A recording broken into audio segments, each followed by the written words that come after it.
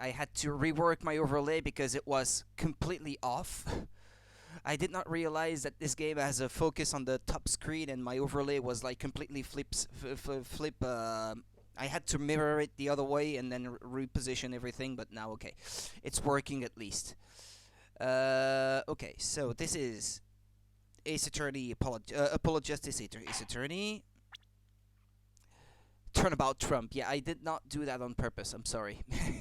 You're gonna have to excuse me. It has nothing with the guy bearing the same name, I promise.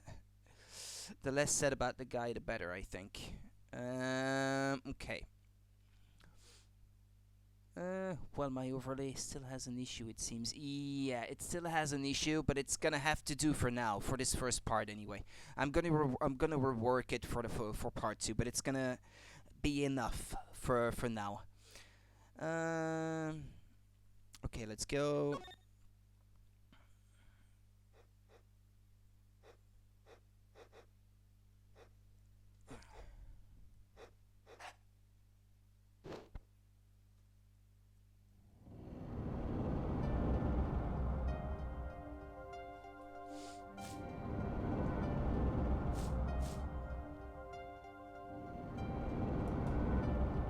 Showdown time.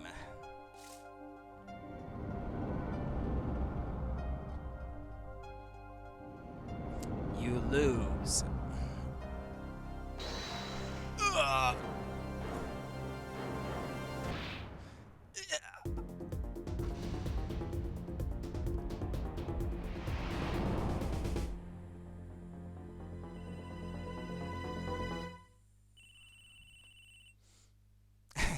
Welcome back, RNG. Oof, déjà vu. What, something like that? Dead? Someone hit him hard. Me? Please, the cops should be here any minute. I'm in your hands. Should it come to that.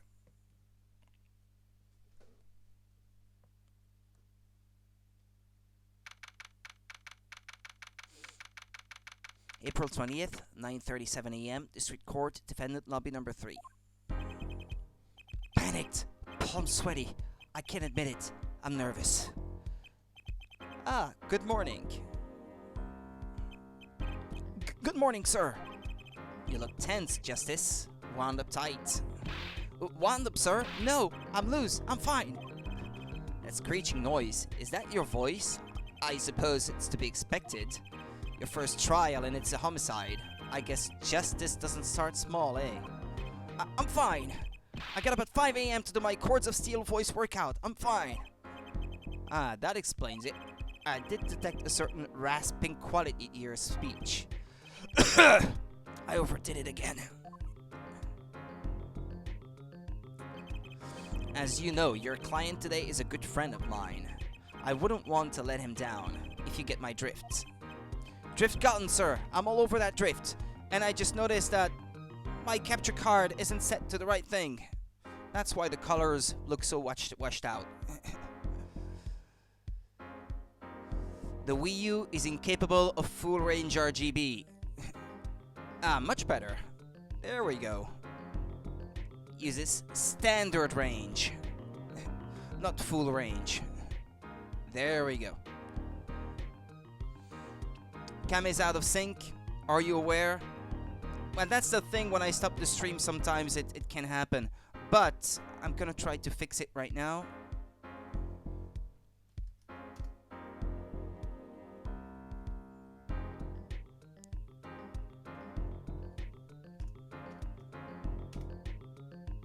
That should have fixed it. Maybe. Hopefully. I don't know. I tried to reset it to the correct value, but I don't know if that worked or not. As it happens, I dined with him the night of the murder. We can't let this case fall through. Yes, I'm fine, sir. One more thing.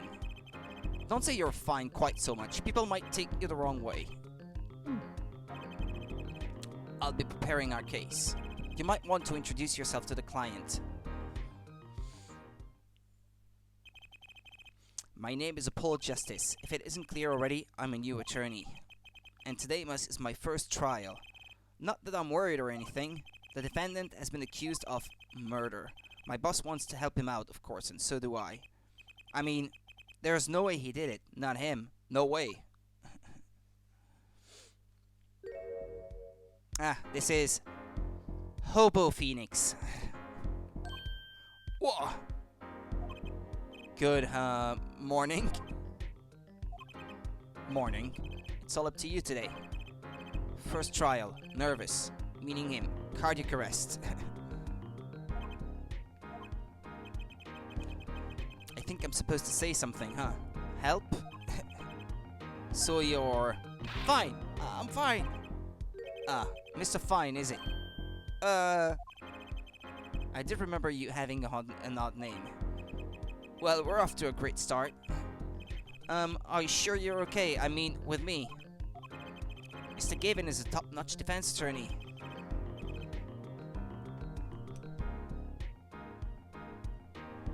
Sorry, my cat escaped. I'm gonna have to go and see if it's not, like, doing anything it shouldn't. I'll be right back.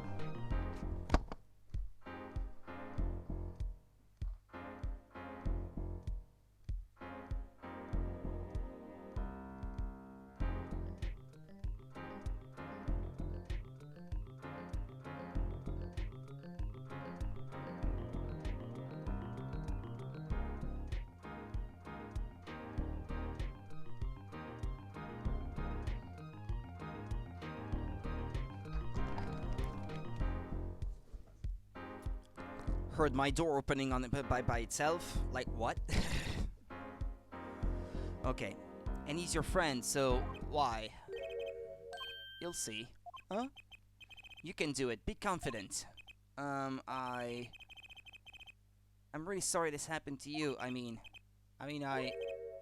it's time. Shall we? Yes, sir. Okay, I need to focus. First trial. Here comes justice.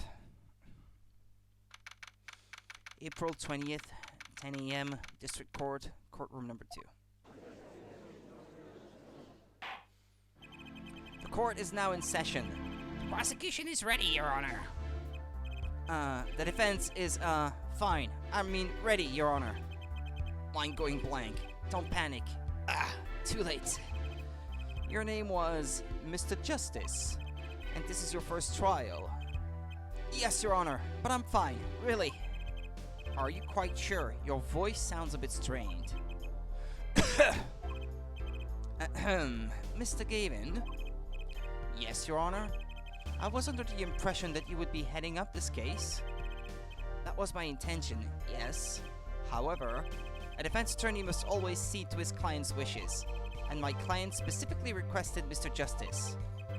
Well, of course he wants justice. But to entrust this case to this greenhorn? Why? I do not exaggerate when I say that you're the best defense attorney in town, Mr. Gavin. Okay, so Gavin's got trial experience, fine. But does he have cords of steel? Then let's begin. The defendant may enter the courtroom.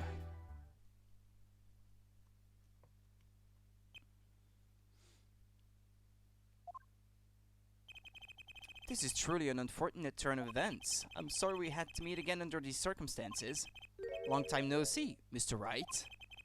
Let's put the past behind us, shall we? These days, I am merely Phoenix Wright, piano player. Mr. Wright, how could this have happened? I won't speak of it further then.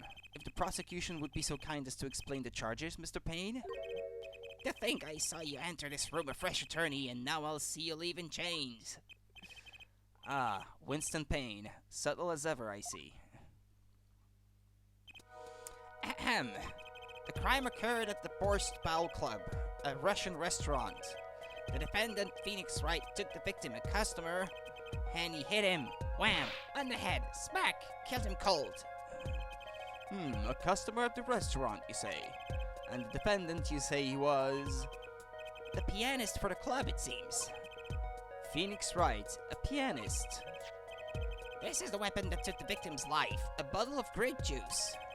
Grape juice is apparently our defendant's drink of choice. The court accepts the deadly bottle as evidence. Deadly bottle added to the court record. Type weapons submitted as evidence by Prosecutor Payne. Something to note, Justice. All evidence is filed in the court record, which you can have a look at on the touchscreen. Attorney's badge. How long did I yearn for one of these? Just putting it on makes me feel ready. Smith's autopsy report. The time of death was around 2 a.m. April 17th. Death caused by single blow to forehead. The single thing should be important, I think. Crime photo number 1. Sub-basement at the Borscht Ball Club. Touch the check button for details.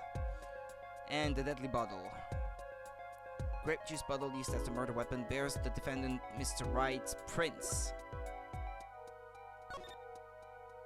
Oh yeah, you can check these in 3D.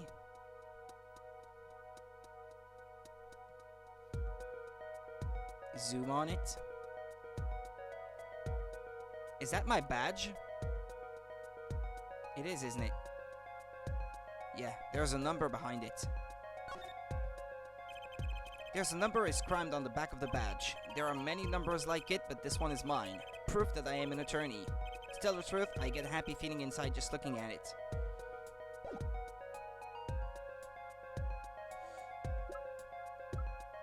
Maybe I should have a look at the bottle in 3D as well. This might be important.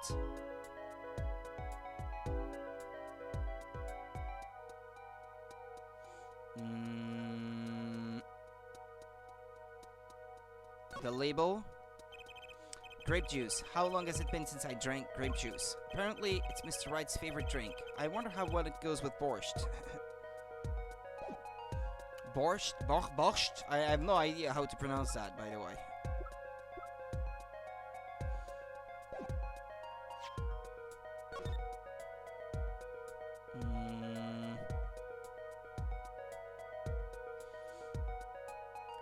If he got a blow to the head, how is he still wearing his hat, by the way? Something to note for later. Okay, make a practice of checking it frequently. The court record. Right, I've heard of that. Use the court record button to look at the evidence so far. I'm confident in your ability to handle this. Right, the court record button. Sounds like it's time for some hands-on action. So, the victim was a customer at this restaurant, but just who was this, Shady Smith fellow? We believe he was a traveler, Your Honor. A traveler? According to his passport, he had been out of the country for a number of years. He had only returned to this country recently, though his place of residence is unclear. And he had some sort of connection with the defendant? That too is unclear at present, Your Honor. We believe they first met at the Borscht Ball Club on the night of the crime. If they had only just met, then why murder? Perhaps the victim slighted the defendant's piano playing? That doesn't appear to have been the case. No, the motive had nothing to do with the defendant's lack of playing skill. At least not piano playing. I'll let this photo explain what I mean.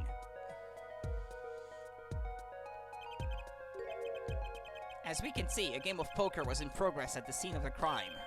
Wait a second. Isn't poker gambling? That's a crime in and of itself. Indeed, it appears our defendant has fallen to become the basest sort of criminal.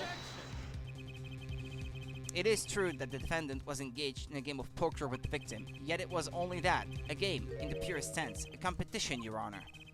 A competition? Yes, a test of wits, a silent clash of passions. Only the cards, their backs wreathed in blue flame, know its final outcome. Come again? The cards on the table had blue backs, Your Honor. I believe the defense was waxing poetic in an attempt to mystify those present and impress women. That would be our first order of business here then, to find out more about this fatal game of cards.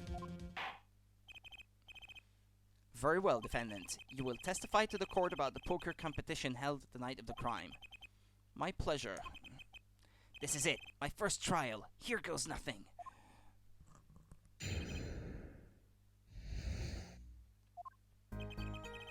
I am a pianist by trade, yet I can hardly play at all.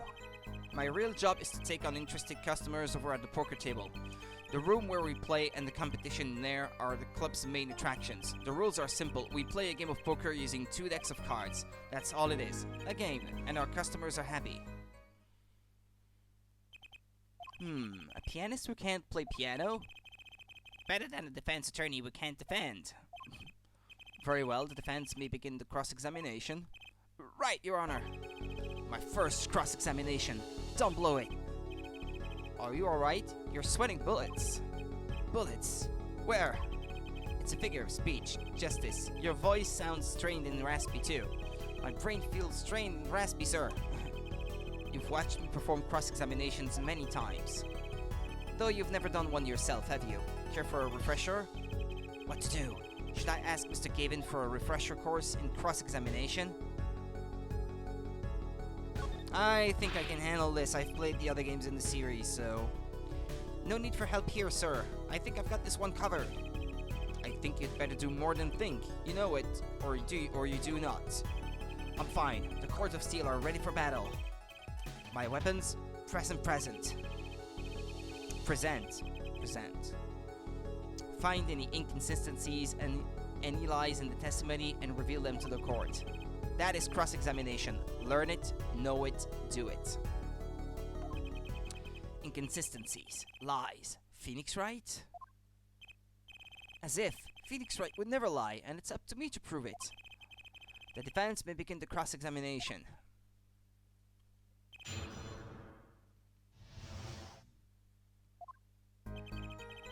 I am a pianist by trade, yet I can hardly play at all. My real job is to take on interested customers over at the poker table. Yeah, hold on. You can hardly play? Oh, I play sometimes when customers demand it, so I play them one song. That's usually all they want. What's that supposed to be? Was that supposed to be a boast just now? The title of pianist is a mask, a respectable face I wear for the world at large. Then why are you really at the Bowl Club? Bowl? Bowl? Bowl, I guess. My real job is to take on interested customers over at the poker table. They pay you just to play poker? That would seem to be the case. I am a professional after all. Bah! Do I detect pride in that statement? It's just hard for an honest, hard-working member of society like me to imagine. Yes, your imagination was always a bit limited, Winston. What? I've played poker for 7 years in that little room, and I've never lost. Once. What? You see why the customers come now? Defeat the undefeated poker champion. It's quite a draw. That is, I'm quite a draw. Wait, you've never lost once? Not even one time? As I said, I'm a professional. He's played poker for 7 years and not lost once. Is that even possible? The room where we play and the competition in there are the club's main attractions. The room in the crime scene photo is an attraction. It has quite a history, actually. The Borscht Bowl Club used to be a gathering spot for black market types back in the day. Black market? All in the past. Things like the black market are only on the silver screen nowadays. Suffice it to say that there were a lot of deals being made under the table. Right there in that room. A smoky room, gambling hoods, you know. Just looking at this picture makes me feel bad. Bosses gather around the table, cutting deals safe from the eyes of the law. Meanwhile, a goon keeps watch through the small window. I can practically picture it now. That window does look like it would be good for keeping a lookout, but little else. The room had a few other tricks to it, though it was common knowledge to our regulars. At any rate, they come to play poker in a room steeped in history. Despite the dark past, it was all just good, clean fun. The rules are simple. We play a game of poker using 2 decks of cards. Can I use the mic, by the way? Hold it! Hold it! Hey, it worked! Just like on the Nintendo DS. This is something I think you can't really do with the emulator. 2 decks of cards? A simple measure to prevent cheating. If you alternate 2 decks, no one can slip in cards. there's something else I noticed. In addition to the cards on the table, there are some lying scattered on the floor. Precisely. Cards on the table, cards upon the floor, each one forming a complete deck. Crime scene painted blue by a sad sweep of cards. It's poetic, really. Incidentally, we use two types of cards at the club. One deck of cards was red, the other blue. As I recall, in poker you make 5 card hands. I can see how it would be easy to cheat. Hey, yes, a game of hands. This competition you're talking about, I believe the court understands the nature of the game sufficiently. That's right, it was a simple game after all. Are you sure? Huh? People are not murdered or simple games, Mr. Justice. Defendant, you were in the room the very moment that the crime occurred, yet you claim no connection to the crime? Now that's strange. What's strange? I was testifying about the competition that night. Asking me about the crime at this point is against the rules, Your Honor. Of course, I expected to hear a cry of objection from the defense. I completely let that one slip by. Don't despair yet, Justice. Sir, right, there's something I'd like made clear. Namely, your connection to the case at hand, and I'd like to hear it from you. Sure, why not? Very well, the defendant will amend his testimony. Just one little press. And I've got myself a whole new testimony. I played silence regarding the murder, but I will say I never touched the murder weapon. But his prints are on it. That's gonna be hard to believe.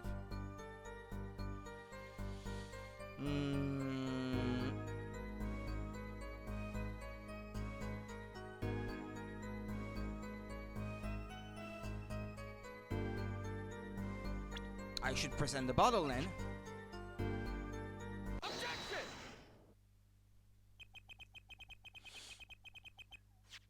So you say you didn't touch the murder weapon, this grape juice bottle, right? So I said. Something the matter, Mr. Justice? Too bad our new defense attorney never learned how to play dumb. What's this, Mr. Payne? I examined the bottle in question, you see, and it was covered with the defendant's fingerprints. Objection! No need to shout, Mr. Justice. I can hear it just fine. Excess yelling can damage the judge's ears in our case. But what about my cords of steel? Anyway, what's so strange about fingerprints on a bottle in a restaurant? Well, that's true. The prints alone don't prove... Oh, they wouldn't prove a thing if they were normal fingerprints. But the fingerprints on the murder weapon were upside down. Upside down? What does that mean? Means he was holding the bottle inverted, and there can be only one reason for that. Yes. To brain someone with the bottle. Ow! Mr. Gavin, I think things just took a turn for the worse. Oh? I see no problem, Justice. Huh? The only thing that matters is the truth. There's a good reason for everything, you'll see. Defendant, can you explain your fingerprints on this bottle to the court? I stand by my plea of silence regarding the murder. For now. Not very cooperative, are you? This could hurt your case. I'm sure he's uncooperative because he's hiding something. There must be some reason. Objection! Your Honor, you seem to have forgotten something. And what might that be, Mr. Gavin? On the night of the crime, who was it who reported the murder to the police? Reported? Well, that was the defendant, Mr. Wright, but still, that... Really? Yes, well, according to the case file, the murder was reported from near the scene by a call from the defendant's cell phone. Near the scene? Let's take a look at the diagram of the murder scene, shall we? The victim was murdered in a small room in a basement 2 floors down from ground level. Of course, cell phones can't get reception so far down. The defendant used the stairs in this hallway to go above ground. The call came from the first floor of the restaurant. I see. And this is the phone that made the call? Right, cell phone added to the court record.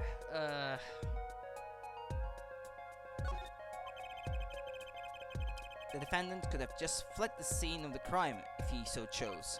Yet, he fulfilled his duty as a citizen and reported it to the authorities. Whoops.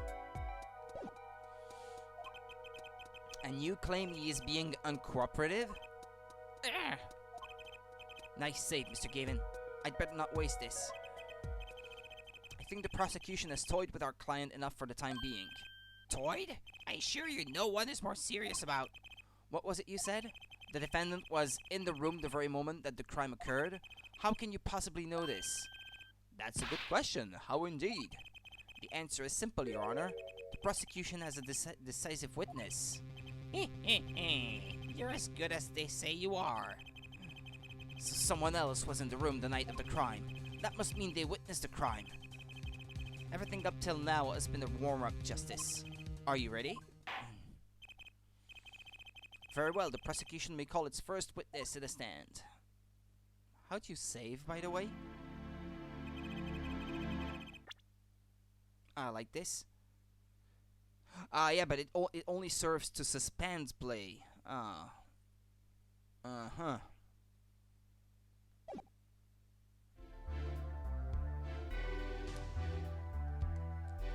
Well, I do have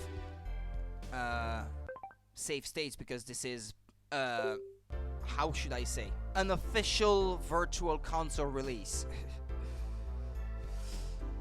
So I can still use save states if I so wish. The witness will state her name and profession. Hold on just a moment. Where's the witness? I surmise that she has been frightened by the defense's demonic-looking horns. So I used a little hair gel. Relax, people. Have no fear. If any horns point in your direction, this court will cut them off. You are sure? I swear it on my gavel. Please come out. Isn't violence against hair a crime, Your Honor? Well, if you are sure it is okay.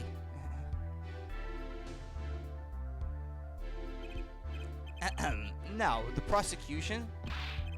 Wait a minute. Would the prosecution care to explain the witness's, paraphernalia? Yes. She is a professional, Your Honor. Those are merely the tools of our trade. Her trade. And that would be... My name is Olga Orley. I am employed as waitress in Borscht Bowl Club restaurant. Then why the camera? Of course, it is my pride to serve borscht, that is naming restaurant.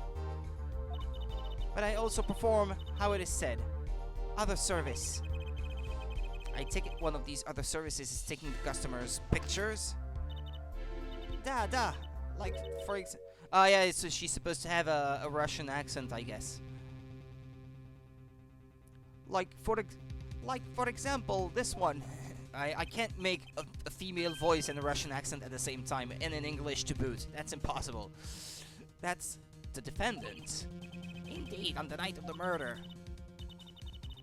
Man in white hats. He's one who has gone kaput. That's German, that's not Russian. Indeed, that is the victim. Order! Order! This is quite a piece of evidence to casually drop into our laps. In the same way as I drop cold bowls of borscht on laps of customers, casually. Then the court will casually accept this new evidence. Olga's photo added to the court record. Now, witness, where were you at the time of the murder? I was in room. The hideout, we call it. Excuse me? The hideout? In his room where famous gangster Back Dai was arrested. His room where murder took place. What? Your look of utter surprise. It is lovely. I will post by courtroom door later for you. Da. Photos will be numbered and you will write which ones you want copy of. So there were 3 people in the room at the time of the crime. The victim, Shady Smith, Mr. Wright, and Olga Orley, our witness. And if Mr. Wright isn't the killer, that means... Very well, witness. You will testify to the court about that night's events. That fateful night. That night, customer asked me to deal cards for game. It was cold. Both players played with hats on. Da. The victim, he plays whole time with his hand on locket at his neck. Then, last hand is done, but something terrible has happened. Da. That man flew at victim and is strangling him to death. Incidentally, who won the game? Isn't it obvious? The winner was the victim, Mr. Smith. Objection! How can you know that? That's ridiculous. Because Mr. Wright can't lose. Justice? Maybe you can come up with a more legitimate objection? But he hadn't lost in 7 years. Take it from me, kid. It happens. I didn't lose a case my first 7 years as prosecutor, either. Incidentally, I have some evidence here.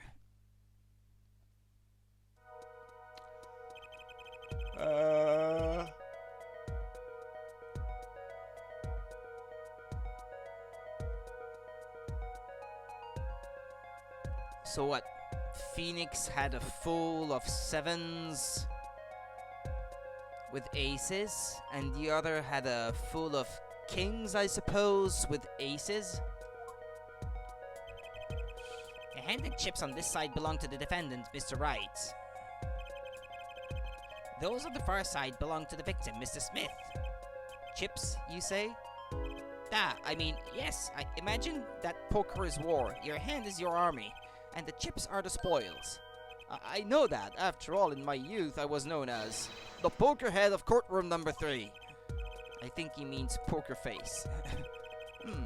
Looking at this picture, it does seem that most of the chips are on the victim's side of the table. Chip photo added to the court record. Very well, the defense may cross-examine the witness. That fateful night. That night, customer asked me to deal cards for game.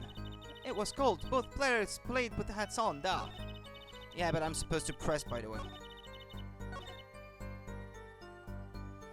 And if I press the Y button, and I say... I didn't even get to say anything. Wait a minute. You are dealing cards? Do you do this often?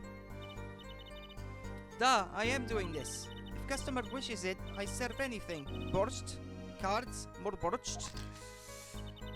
It is my work. It's good to hear a place that hasn't forgotten the meaning of service. Welcome you to Borscht Ball Club, where borscht is as warm as the waitresses. Thank you for not handing out flyers during the cross-examination. It was cold. Both players played with hats on, duh.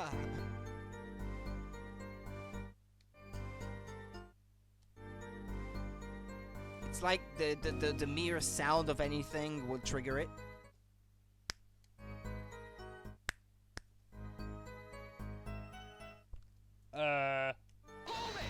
You can say anything you want and it works. It's already April, how could it be so cold? At Borscht Ball Club we have pride in authentic rustic Russian restaurant theme. I feel bad about doing that accent, I'm gonna stop right now. Outside it is city in spring, but inside it is always as cold as Mother Russia. No way am I going there. When it comes to hot borscht, cold is best seasoning, da? The victim, he plays whole time with his hand on locket as his neck. Locket? Was there a locket in the picture?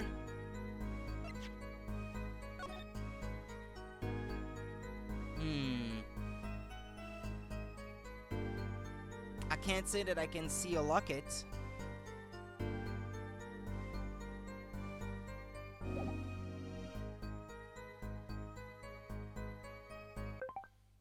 Tell you what, I'm gonna save here. And present it, and if it's not working, this evidence clearly reveals a contradiction in that statement, Your Honor. How exactly are the... Oh, yeah, okay, well, fair enough.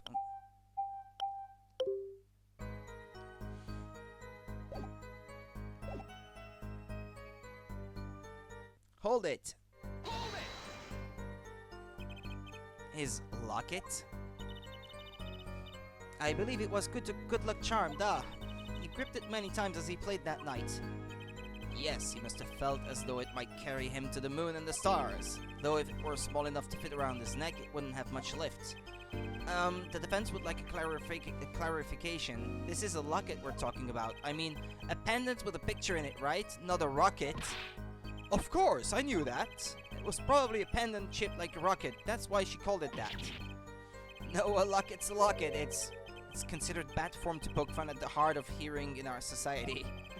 Hard of hearing or hard of understanding? So what happened next?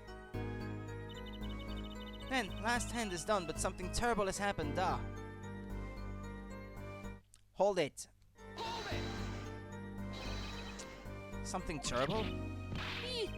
The defense will refrain from needless shouting. Sorry.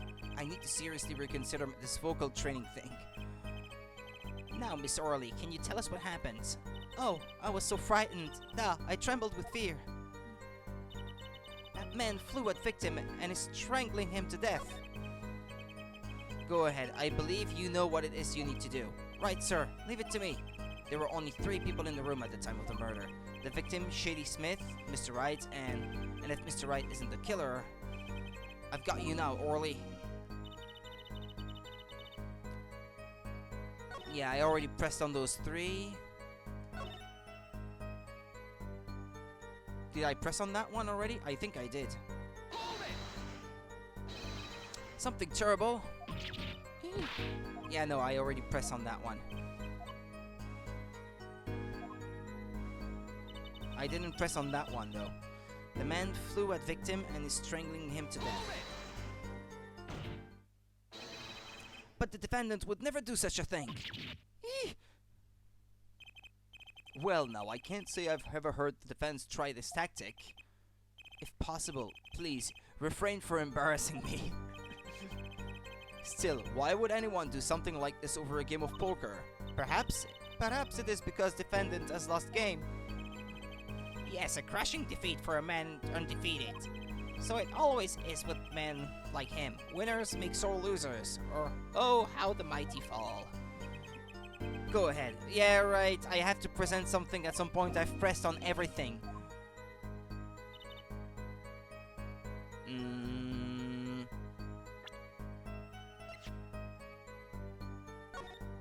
Let's have a look at the evidence.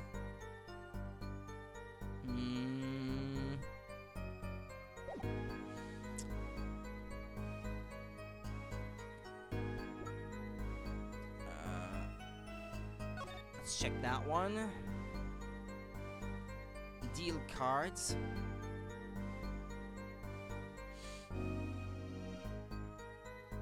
Where was she then?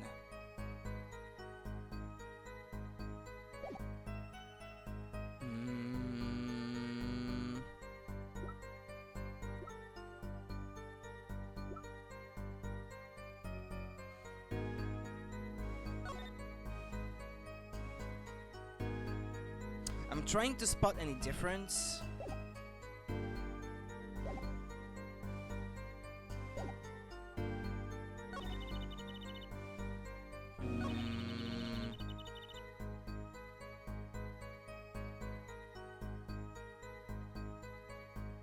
But there is no locket on the victim in the picture, is there? Or...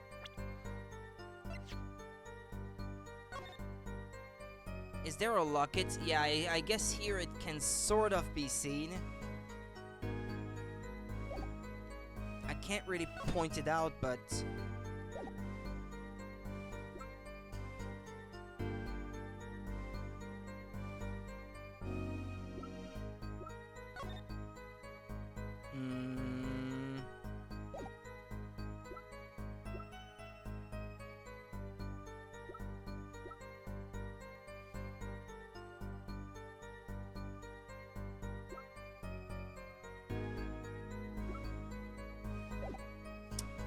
I'm at a bit of a loss. Last hand is done.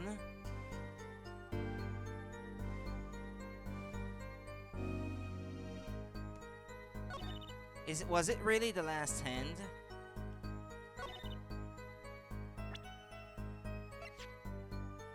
Or is there something to suggest that it would not have been the last hand?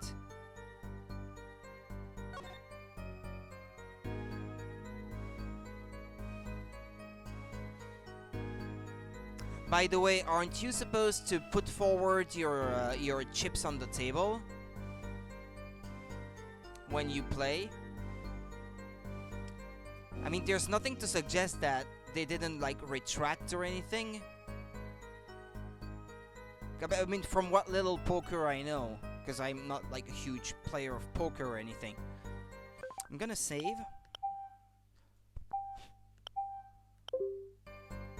And present that one, because I wonder. No, that's not it. Okay, that's not it.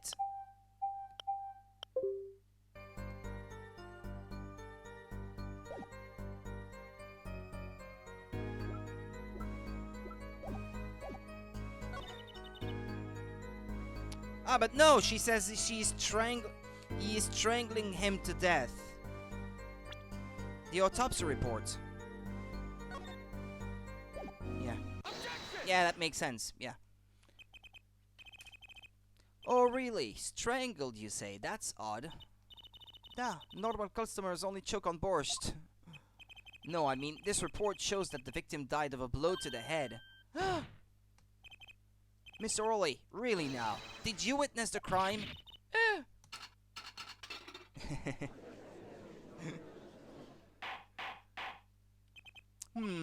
Looking at the picture, it doesn't seem like he was hit. He's still wearing his hat and everything. Yet it is a fact that he was hit, Your Honor. Here's a photo we took of the victim with his hat off during our investigation. Well, that's quite shocking, isn't it? This head certainly was hit. Crime photo number 2 added to the court record. But I have seen it happen. The defendant, he lunged at victim, his neck. Oh, really, Miss Orley, I think I've caught you in your own lie this time. Justice, I admire your enthusiasm, but perhaps you should think this through once more. What do you mean? I found a contradiction. There's one thing in her testimony that troubles me. Very well, it seems we should continue the cross-examination. There's such a thing as thinking too much. This horse is dead. Let's stop beating it. There's such a thing as thinking aloud too much too.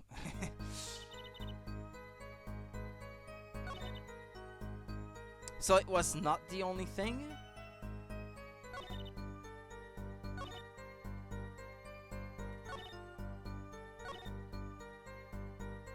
It was cold, both players played with hats on,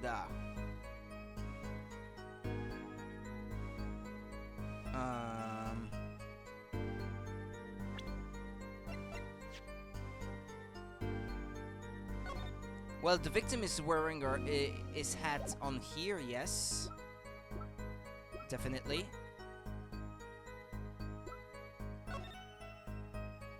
And here they both have their hats on.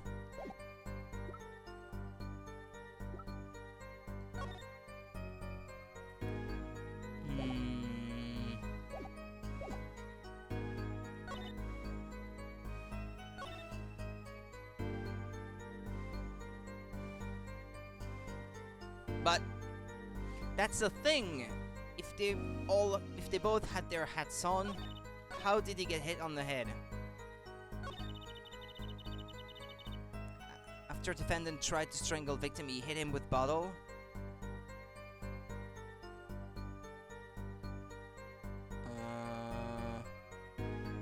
I should press on that one.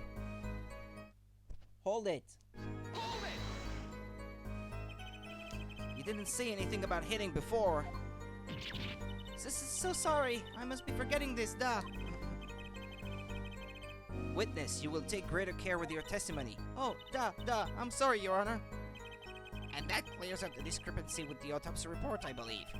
The defendant made to strangle his victim, then changed his mind, and chose a simpler, blunter means to do the job. Yes, that sums it up nicely. So he strangled him, then hit him? Something's fishy about all this. Go ahead, I believe you know what it is you need to do. Right, sir, leave it to me. There were only 3 people in the room at the time of the murder. Yeah, well, he's gonna say the same thing as before.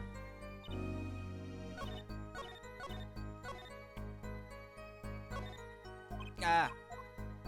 I went too far.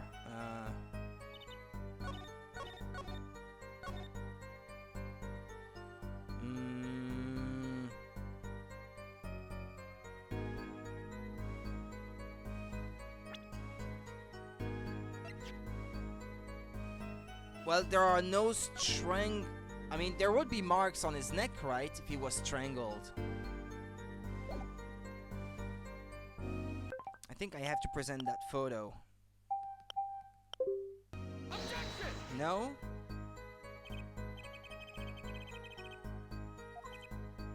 Nah, that's not it. No.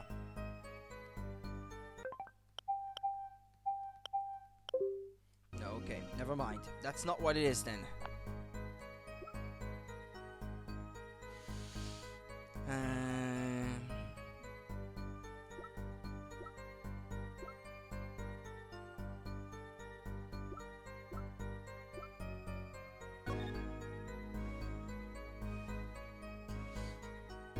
Cerebral hemorrhaging resulting from blunt trauma to forehead.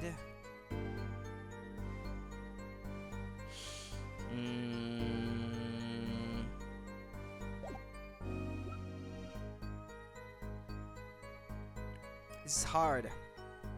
It's only the start of the game, but this is hard already. Sub-basement and the Borst Bowl Club. Touch the check button for details.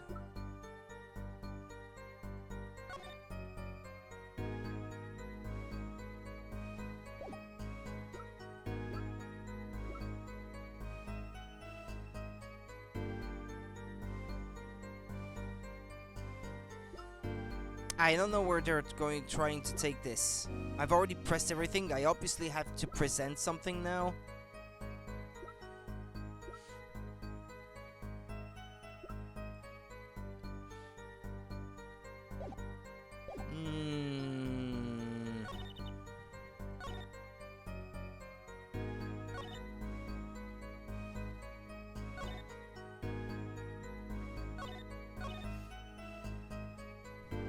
Any ideas?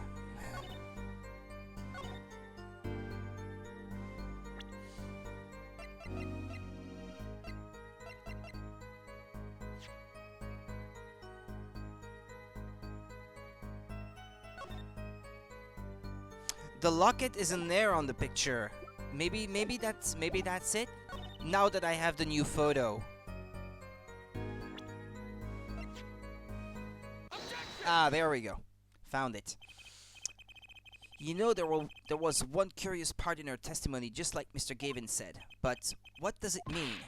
Mr. Justice, would you care to explain what it is you're thinking so intensely about? Recall the testimony, Your Honor. The victim played with his hand on locket at his neck, I believe she said. I hope you aren't about to raise an objection to the witness's grammar. No, but look at this photograph. Do you see a locket on the victim's neck? Well done, Justice. I'm impressed. I knew you'd be able to handle this. But what does it mean? If we are able to believe this witness's testimony as is, then the locket disappeared following the victim's death. Lockets don't just disappear, Your Honor. It's quite simple when you think about it. If the locket is gone, someone must have taken it off, no? Taken it off? Wait, you don't mean? The defendant wasn't strangling the victim at all. He was taking off his locket. Wouldn't that explain it? Ah.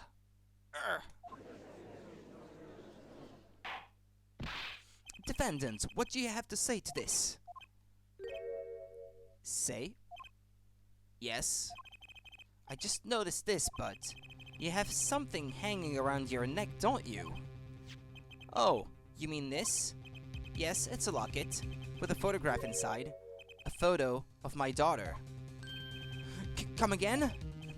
Mr. Wright, you have a daughter? Confirmed it at the time of the arrest. Picture in the locket is indeed Mr. Wright's daughter. So Mr. Wright has a locket too? Why don't I buy that this is just a coincidence? Well now, if the results of this poker game led to the murder, perhaps we should hear a bit more about the outcome of the game. Further testimony won't really be necessary. It's clear the defendant lost badly. Miss Orley, you will testify to the court about the game played between the victim and the defendant. Duh. Serious competition. The game began with 3,500 point-in chips for each man. House chips come in two sizes, small and large. The one who was winning, it was victim. For last hand, defendants play with all chips on table and lose. The moment loss was decided, defendant grabs bottle from table and... Indeed, looking at this picture, it does seem to be a one-sided game. As the court knows, poker was the defendant's life. Failure must have been a bitter pill to swallow. How many times have I heard these words? I done it in a fit of anger, Your Honor, and now I regret what I done. A common tale, but true.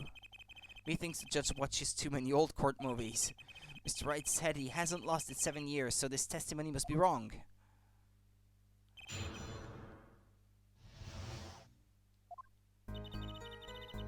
The game began with... Yeah, right. Hold it. Are those the usual starting points? Were any special rules used? No, not special. Usual game, usual rules. Whoops. If each man began with 3,500 points, then the total would be... exactly 7,000 points. Please, this isn't calculus. It's not even long division.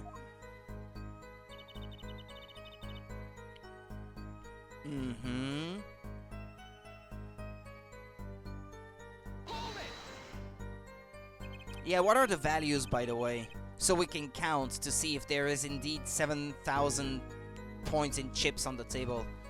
Are the chips in the photo all the chips that were used?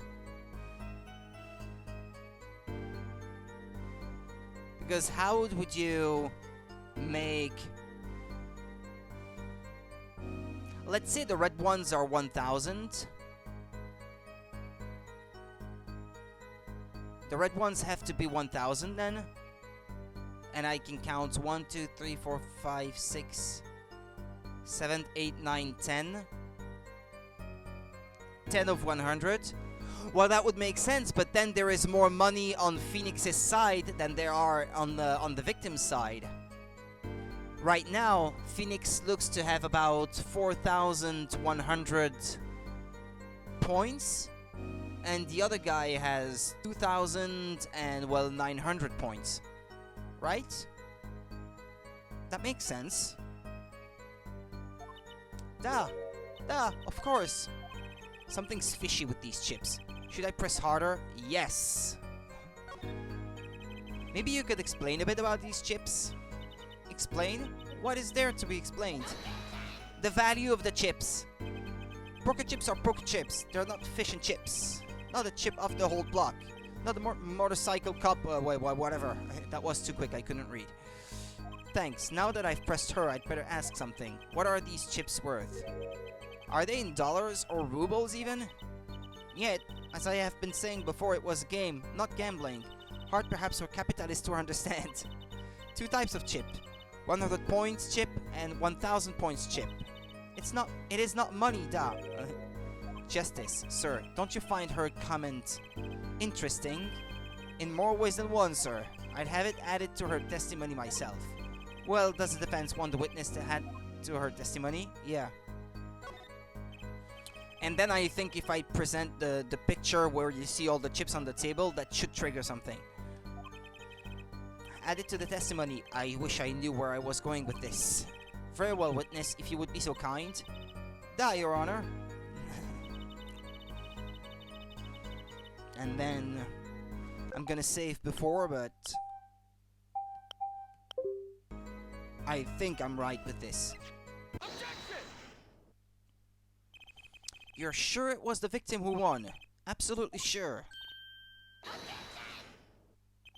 It seems our new attorney is a bit confused. A glance at the picture is enough to tell you who won. If you're not in kindergarten... just for safety's sake, could you explain the problem to the court? Of course, Your Honor. In this photo, I see small chips and I see large chips. Tell me, which were worth 1,000 points? Why, the big ones, of course. Duh. Well, no, not necessarily. That's the thing. Oh, I thought so too, but then the totals don't add up. Because if you add up the big ones as being 1,000, then the total of points don't match. The testimony. Let's review what the witness told us. Each man started with 3,500 points in chips, and the combined total value of the chips was 7,000 points. Yes, if my calculations are correct. Let's see. 3 plus 1 carried a 5. They are, Your Honor. Look at this photo. That allegedly shows all the chips. If the big chips are worth 1,000 points and the small chips are worth 100, and you add them up, how much is it? Do it yourself. You aren't in kindergarten, you know. 10,600 points. The chips don't add up. This clearly contradicts the witness's testimony. But why? How could this be? Exactly, Justice. Now that you know the what, you must determine the why. Right, there's only one possible way to explain this contradiction.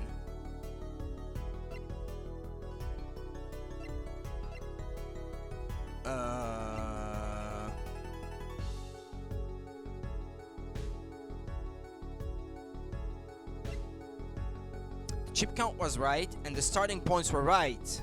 Yeah, both were right, as far as I understand it. Each man began the game with 3,500 points. If all the chips are indeed shown in this photograph, then there can be only one answer. Well, what is it? The value of the chips was the other way around. What? Want to know what I think? The small chips were worth 1,000 points, not the big ones. Madness! Utter madness! Show me that photograph of the chips again. There are 6 small chips and 10 large chips. Why, that does make 7,000 points when you add them up. Excellent work, Justice. It's almost as though you figured it out by yourself. Well, for once, yeah, I did. Well, I'm just glad I was the one who said it. But wait, the value of the chips may be different, but that changes nothing. Indeed, the victim did have the larger number of chips still. Don't add them up, for Christ's sake. Exactly. If the small chips are 1,000 points and the large chips are 100, let's do a little math. Add up the points for each side of the table. The victim, Mr. Smith, had 2,900 points and the defendant had 4,100. Yeah, that's what I said earlier already. Well now, it seems that Mr. Wright was winning that night after all. So the motive is out the window. That's impossible. My client had even less reason to kill the victim. After all, he was winning. Yeah! Now, Miss Orley, you must have known the true value of the chips, since you were there at the scene of the crime. Weren't you? She's good. Order! Order!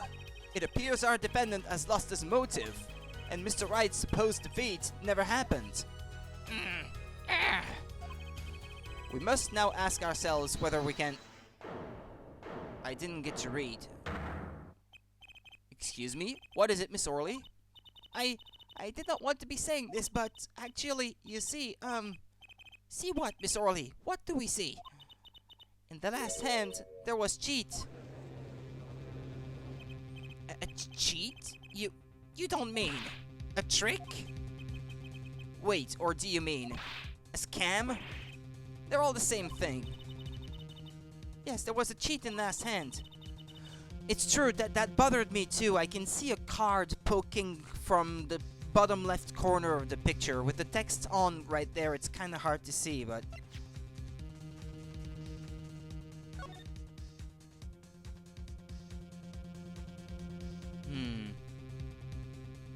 We can sort of see a card at the bottom left corner of the bottom screen, but it's hard to tell.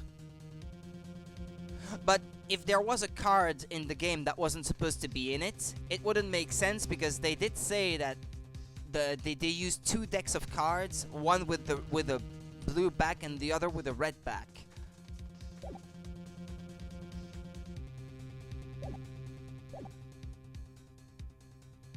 This is why game ends with chips as they are. Great.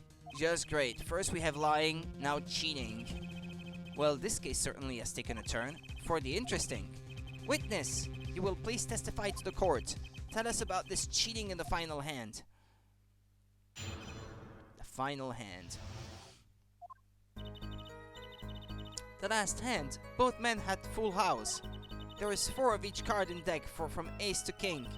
If you look at both men's hands, cheat is more obvious. Next moment, game becomes argument.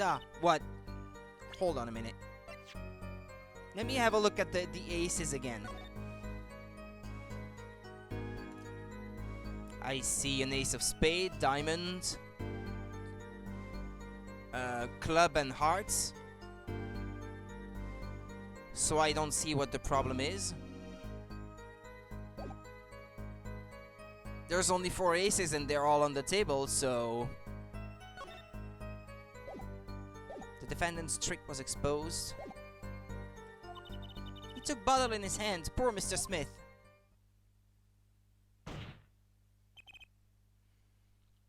Miss Orley, why did you not tell the court about this from the very beginning? I thought I smelled the cover-up here.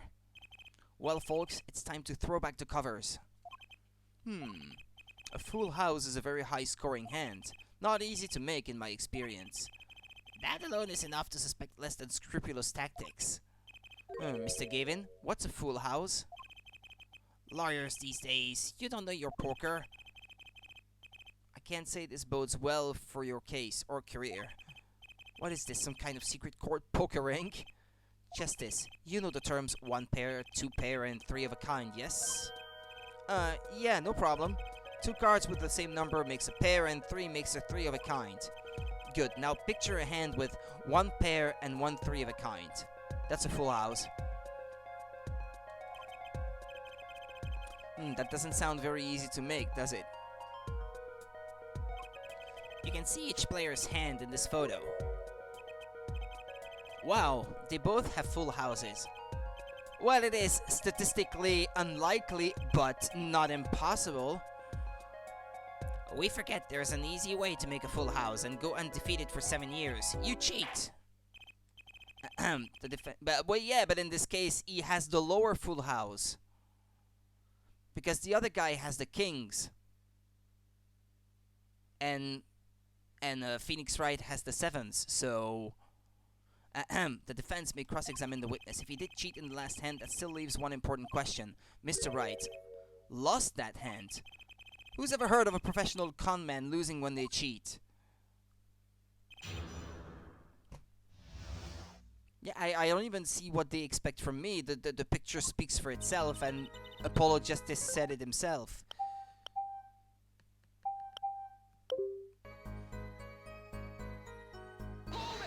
Yeah, let's press on that one. Just how hard is it to make a full house anyway?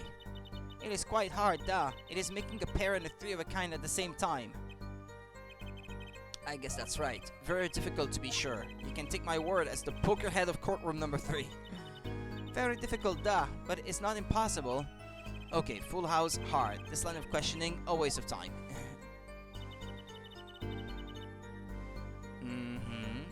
Well, yeah, that makes sense. 4 of each card, you say? There is 1 spade, 1 diamond, 1 heart, and 1 club for each card. Yeah, obviously.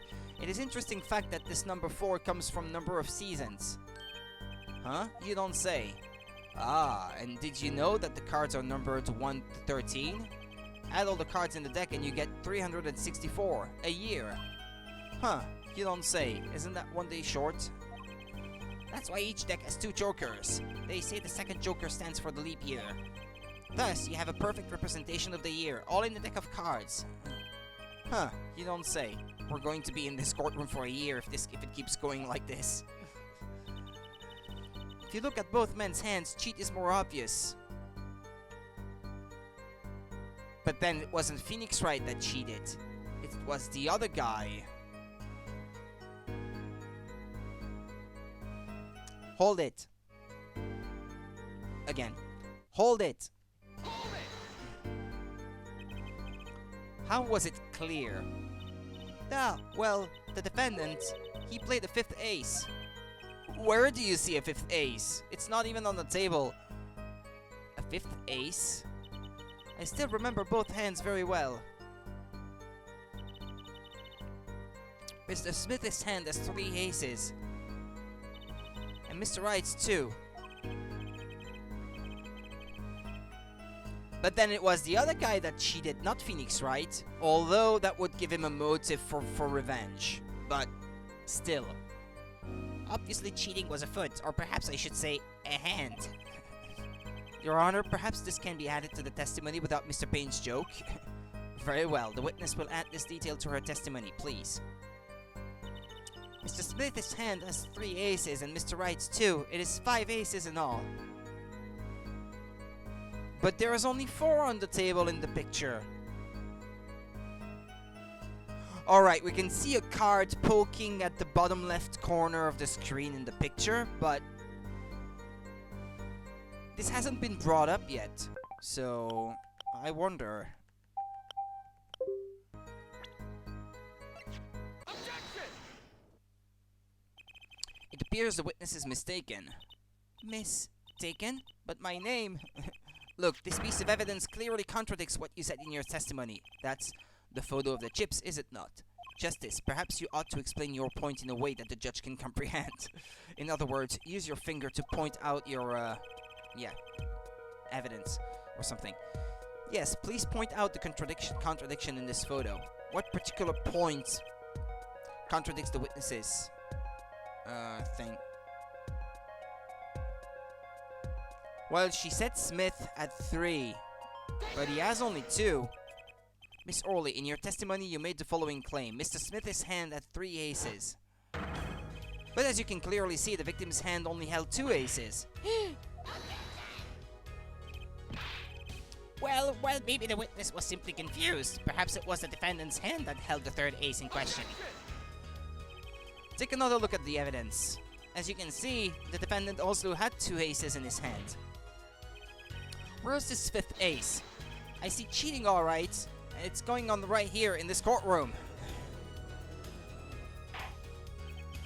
2 aces in each player's hand does make 4 aces total. Hardly proof of cheating. Wait, please. It's true. I have seen it. The 5th ace. There was cheating, I swear to you. That's odd. She must be lying, yet she's the most sincere I've seen her all day. You're right to trust your instincts. Mr. Gavin, who knows what lies in store for us in the trial ahead? Your Honor, if I may, I have a suggestion. What might that be, Mr. Gavin? If you don't mind, perhaps we might examine the actual cards? The cards? Mr. Payne. Yes? The players' hands that night were set aside as evidence, were they not? The defense would like to request that the cards be shown to the court. Very well, the prosecution will submit this evidence. Which will you examine, the victim's cards or the defendant's cards?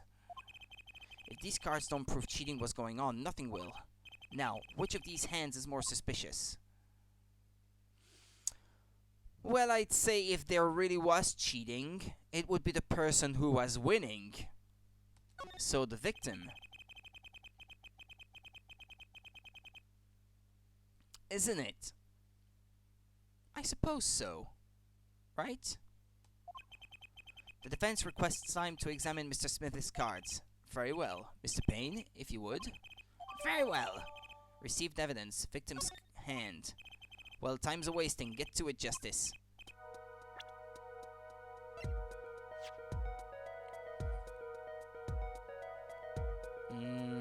What's left at the scene? A full house.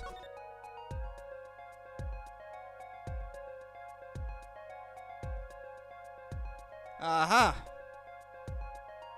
Yeah, indeed. Only one of the cards has a blue back.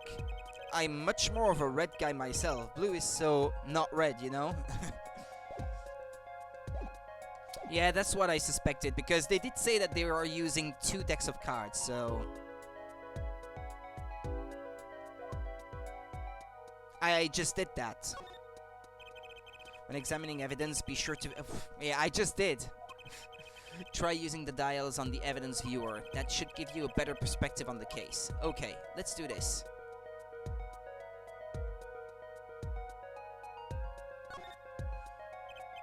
What? Your Honor, look at this. One of the victim's cards. The back is a different color. Eh? That's impossible. But I put that card in Wright's hand. I think she just said something very interesting. She was the one trying to sabotage the game or something. What was that, Miss Orley? No, yet. I merely said, I have. Your Honor, Mr. Gavin, yes? Tell me, what is the easiest way to cheat at poker? To cheat? I'll tell you, one merely needs a friend, a comrade, shall we say. The dealer. Wait, so you mean this witness, Miss Orley? She's the cheater, a professional, I'd wager. Yeah! Order! Order! Focus, Justice. Time to take advantage of her. Of her mistake. Your Honor, please recall the testimony we just heard. That's impossible, but I put that card in Wright's hand.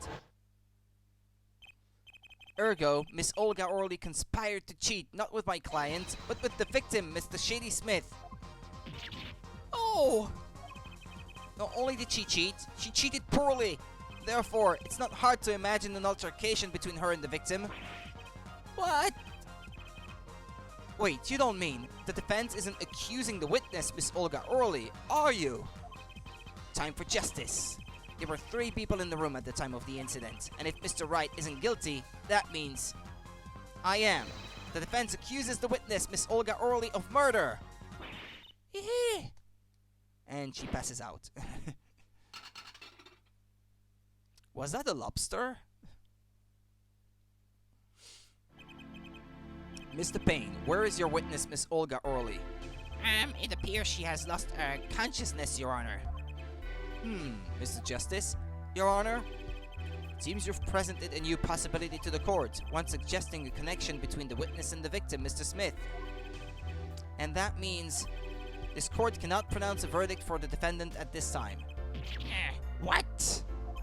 I did it. I held out. I see no point in prolonging the trial this day. The prosecution will need to make further inquiries. That's Phoenix's voice. Mr. Wright? You can't end the trial here, Your Honor. Not yet. What nonsense is the defendant spewing now? Think, one of the cards had a different colored back. Don't you wonder what it means? What are you doing, Mr. Wright? Raising objections right when you're about to get off the hook. Ridiculous! Mr. Payne, you of all people should know. Mr. Wright has a talent for the ridiculous. Perhaps we should get to the bottom of things. Let's clear up the facts about the game that fateful night. As was said before, we alternated between 2 decks of cards that night. That was said before. 2 decks at the club have different colored backs, blue and red. 1 color per deck. Yeah, I was gonna say, the pack of cards in the picture that seems to have been used for that hand was the blue one. But the guy only had 1 blue card in his deck. That would mean that 4 cards out of 5 were like sneakily added in the pack. That doesn't make sense. That's to avoid cheating, that they use different colored backs. I have to use the restroom, so you're gonna have to excuse me for just a minute. Be right back.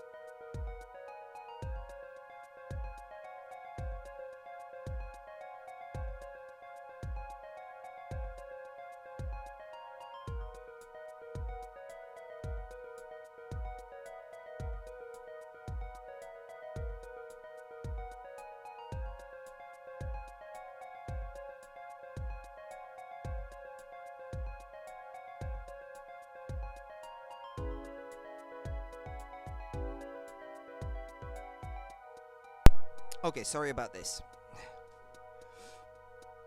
Let's go. If we use the same color, the two decks might get mixed. You used different colors and they still got mixed up. We used the red deck for the last game.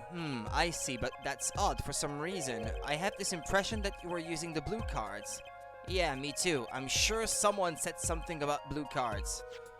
Whatever. In the end, one card of the wrong color got into the mix, which means there was cheating.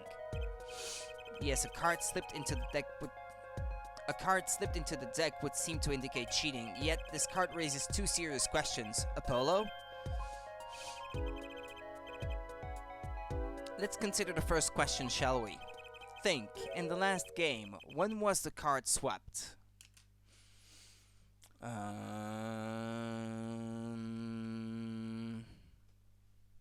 When the cards were handed, I guess? Were dealt, I mean. There are three broad possibilities here. It could have been swapped before the murder, during the murder, or after the murder. Ah, that's what he means. Well, yeah, thanks for the news bulletin, Mr. Wright. Of course it was swapped. Oh? It might be as simple as you think, Mr. Payne, or it might not be. I'd like to hear what Apollo thinks first. When do you think the cards were swapped?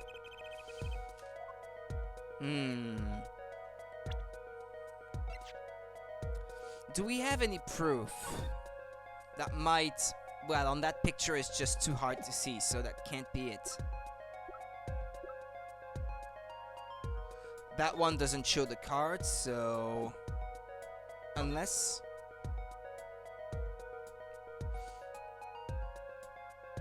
I don't see anything that looks like it.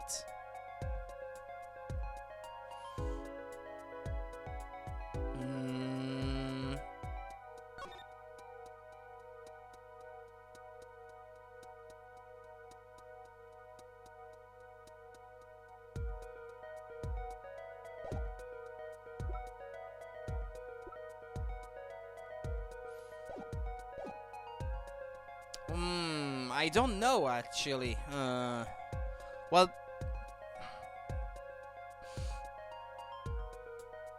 As the killer was murdered, that sounds unlikely.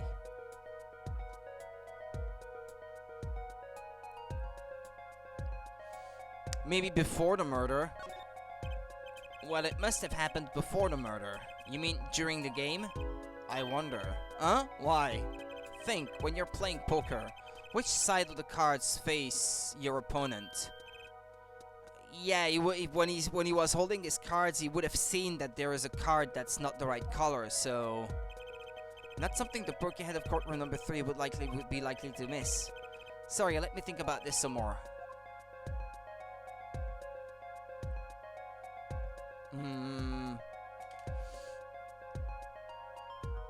After the murder, then? Perhaps it happened after the murder. What's that? Ridiculous.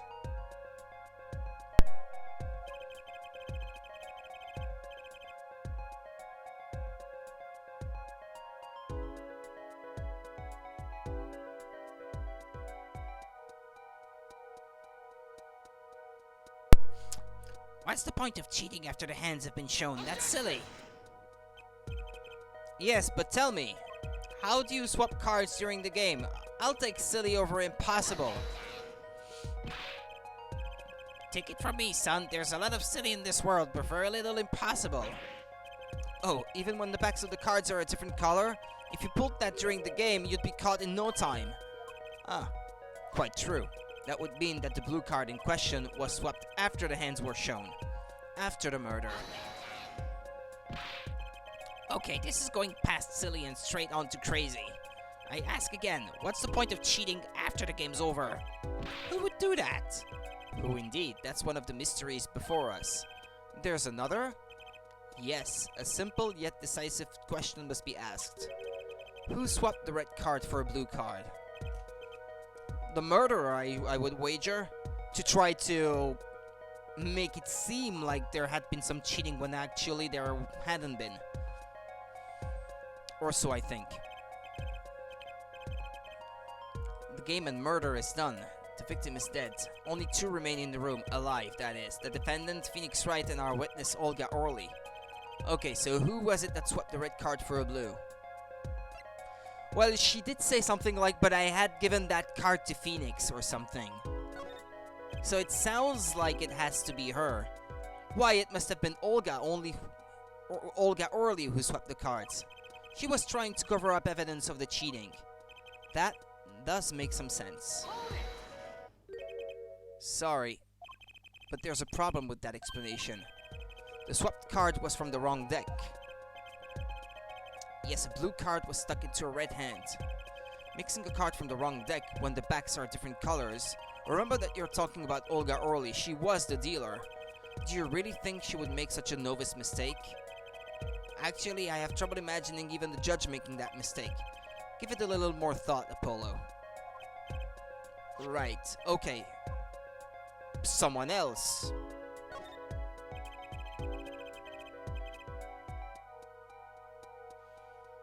The one who swapped the cards wasn't Mr. Wright, of course, and, well, It doesn't seem like it could have been Olga Orly either. What are you suggesting? That's hardly a logical conclusion, I'll admit. As a defense, I think it only makes sense for you to name Miss Orly at this point. Yes, I know, but she was the one who dealt the cards, right? I just can't believe she would make the mistake of swapping the wrong color card. And if the card was swapped during the game, it'd be obvious. Heh. Something you'd like to share with the court, Mr. Wright? Oh, my apologies, Your Honor. I was just thinking how much fun all this is. Fun? How about confusing? I've no idea what the defense is claiming, Your Honor. If the one who swapped the card wasn't the defendant and it wasn't Miss Orly, then who was it? Yeah, well, that is the question, isn't it? Precisely. Huh? I believe we're about to see this case take a new direction. A new direction? We'll find that, indeed, after the murder, someone swapped one of the cards in the victim's hand.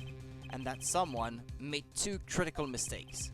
I'm sure you're going to tell us that the first was swapping the wrong color card. Because the one who did the swap didn't know 2 colors of cards were being used. The other mistake was the number on the card. Right, the person replaced the 5th ace with a king. It was someone who didn't know about poker or something. I'm sure whoever swapped it wasn't expecting there to be a 5th ace after all. All they knew was that the game had been won with a full house. So they picked up a king from the table and swapped it in. But there's one problem. According to our case record, this person doesn't exist.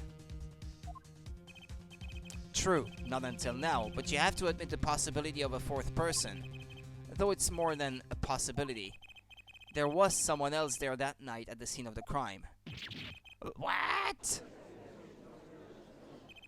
I believe the judge spoke truthfully earlier. You do make trials. Ridiculous, Mr. Wright. This trial has proceeded on one central assumption, namely that at the time of the incident there were only 3 people in that room. I believe this new evidence, shall we say, overturns that assumption. The problem is that you chose to conceal this information from the court. I suppose that is a problem, yes. Court is adjourned for a brief recess. Mr. Gavin, I'll see you in my chambers during this recess. Certainly, Your Honor. Very well, the trial will resume in 20 minutes.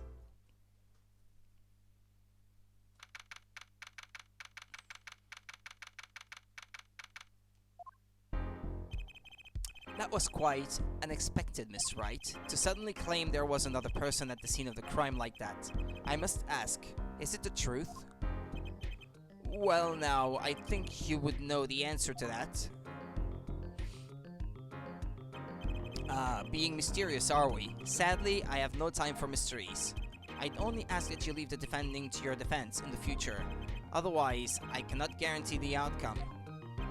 I see you haven't mellowed out one bit, Christoph. Justice. Yes, sir. The judge has summoned me to his chamber, so carry on without me. You did well, Apollo. Can I ask you something? Sure. That locket you wear, is that really yours, Mr. Wright? Ah, you're wondering about the victim's disappearing locket. Here, you can take a look at it. There's a picture of my daughter in there.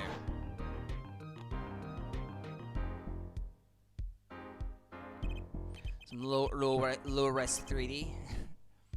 I'm just surprised to hear you had a daughter. Most people are. Most people are. Perhaps you'll meet her one of these days. One more question. The one who cheated that night, was it you? What do you think? Huh? You know what happened 7 years ago, what I did. It's not unreasonable for you to think I might cheat. I never, honest, but it is odd that you managed to go undefeated for 7 whole years. Want to know something? There's only one game where you can be dealt bad cards at night, and all night and still win. Poker. Eh? You see, poker is all about reading your opponent. In that way, it's a lot like a court case. Poker is like a trial law. What? Figure out what your opponent is thinking and you win. Well, yeah, but that's harder than it sounds. I think not. Try as they might to conceal it, everyone reveals their true thoughts in the end. Their body language can become a valuable source of information. You're kidding! That witness, for instance, Miss Orley. She would touch the back of her neck during certain parts of her testimony. Did you know this? No. Come on, who'd notice that? Words, habits, twitches, it's all information for the reading. That's the secret to winning, Apollo. So you're telling me I'm gonna have to do some of that in this game this time? Someone taught me, and now I pass the secret on to you. But I'm not worthy! We're not worthy! We're not worthy! I mean, there's no way I'll pick up on these signals. No, you can do it. Huh? You just don't know it yet. What's he talking about? But you will, soon. Ah, almost forgot. One more thing about this case. You should know, I haven't told the truth to anyone yet. What? I knew it. I have my reasons, of course. All shall be revealed. And Apollo, I need you to be there, defending me. I need your power. My, power? I had no idea my cords of steel were that special. It's time. The real trial begins now. Do your best.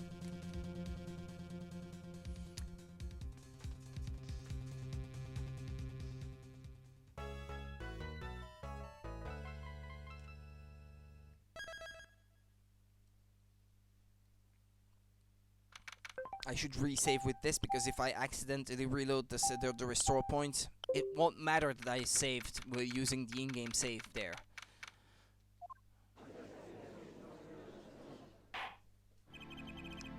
Count will now reconvene.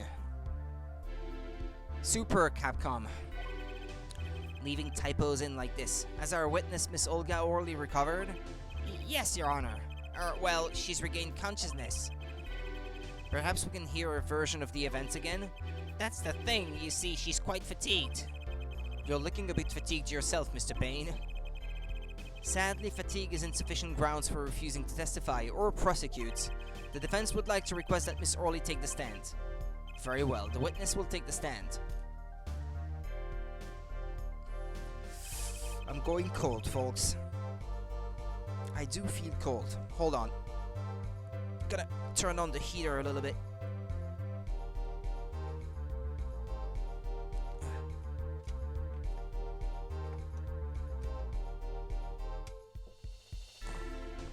Okay, there we go.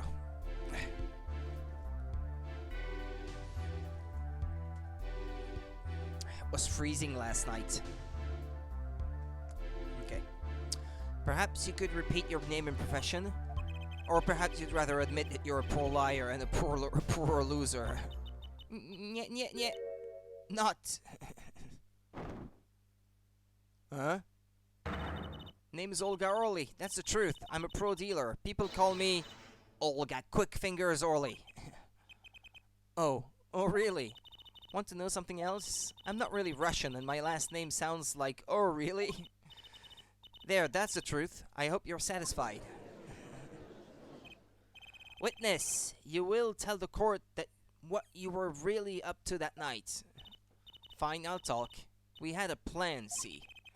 Let me remind you that you are currently under oath. Any further fabrications will have serious consequences. Fine. So read our body language then. Like I said, I'm a pro. That guy, Smith, hired me to do what I do best. I was planted at the Borscht Bowl Club several days prior to the night of the game. As a waitress. So you were in cahoots with the victim. Not that he needed my help. Smith is a well-known poker player in some circles, but winning wasn't the main purpose of this game. It was about destroying a legend, the unbeatable Phoenix Wright. The plan was simple, elegant really. You see, we set up a trap of sorts. I was to plant a card in Wright's pocket beforehand, and then deal 5 aces during one of their games. When their hands were revealed, Smith would call him out and search Wright. He would then pull out the planted card and the trap would snap shut. You swapped the cards! Exposed as a cheater and losing on top of it, it would have made a great double play. Just like that, the legend would be dashed to pieces. Indeed, getting caught red-handed at cheating would cast doubt on all his prior wins. A 7-year legend destroyed by one little card. That was the plan. Oh really, Orly? How droll. But it appears you made quite a mistake. A mistake? I agree the trap was elegant, yet what happened to that planted card? Hey, that's right. He's lucky, I'll give him that. You'd have to be to slip free from a trap laid by Olga Quickfingers Orly. Oh really? The witness would be much cuter if she dispensed with the evil mastermind shtick. Cute? Who wants to be cute? I'm not cute. I'm bad. You hear me? Bad! When you're through being bad, perhaps you could testify to the court. Tell us about this trap and how it was sprung. The best laid traps. Okay, here she's touching her hair. And Wright lost the last hand just like he was supposed to. Then Smith searched him. But the planted card was gone. The trap failed. The next moment, Wright picked up a bottle and swung it. It wasn't me who hit Smith. It was that no-good cheating defendant. Surprisingly frank testimony that still leaves us mostly in the dark. The trap was perfect, I tell you, perfect, if that rotten cheater hadn't messed it up. Look who's talking! Well, the testimony, for what it's worth, is all yours, Mr. Justice. With witnesses like her, who needs criminals? And with defendants like Mr. Wright, who needs prosecutors?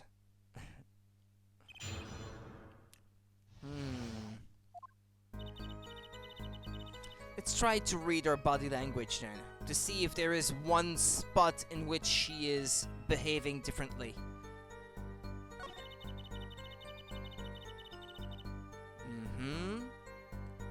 On the first one, she's looking away. On this one, she's looking straight at me. Here, she's looking me right in the eye.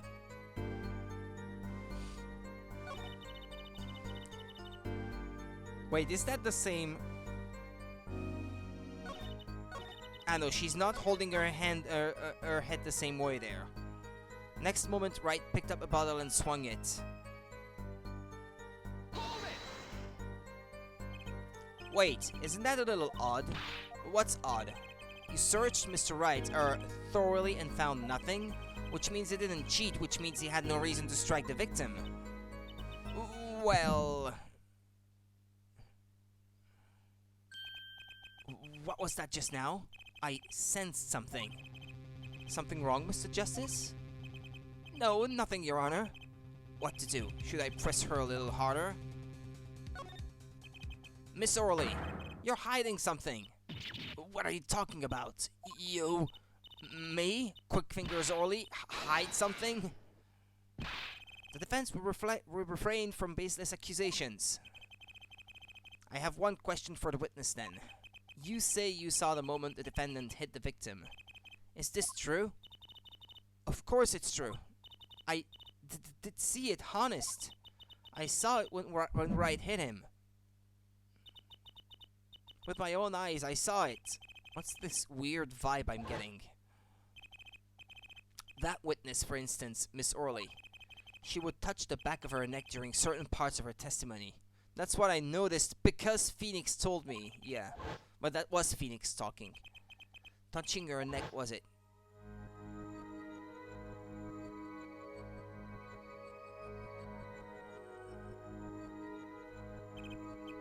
This is trippy. Whoa, what's going on? This sensation, it's coming into focus.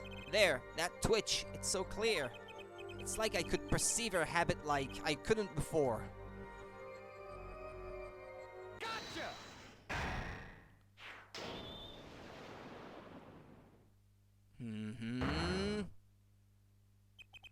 Miss Orley, perhaps you are unaware of this yourself. Unaware of what? Whenever you get to a certain part of your testimony, you touch the back of your neck with your left hand. My neck? So what? What indeed, Justice? I hadn't noticed anything of the sort. When she says that part of the testimony, she's subconsciously recalling something. Her body reacts to the memory and she touches her neck. I'm sure of it. A memory? Would someone care to explain what he's babbling about?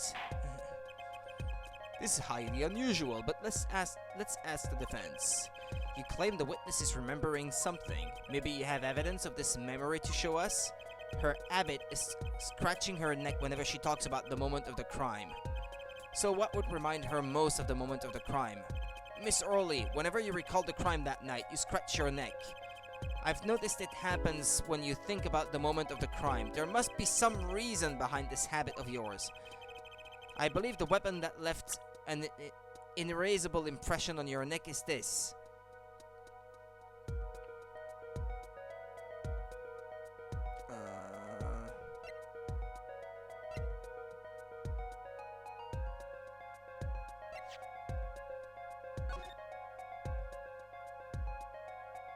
The locket? No.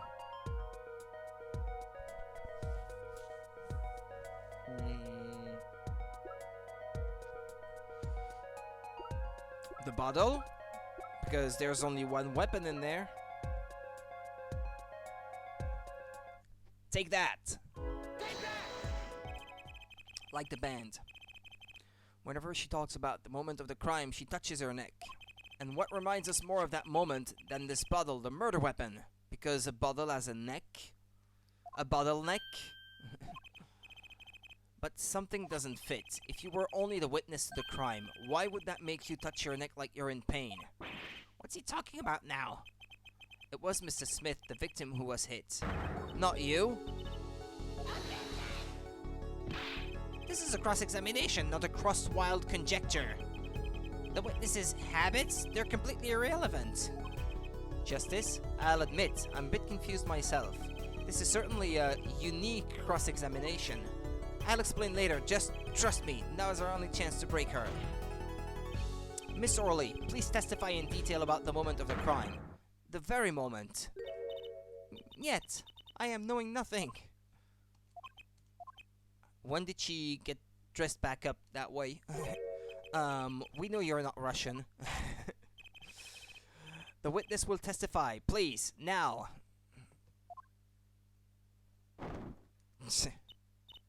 Bah, fine. He's the one who did it. I didn't let him out of my sight until the cops got there.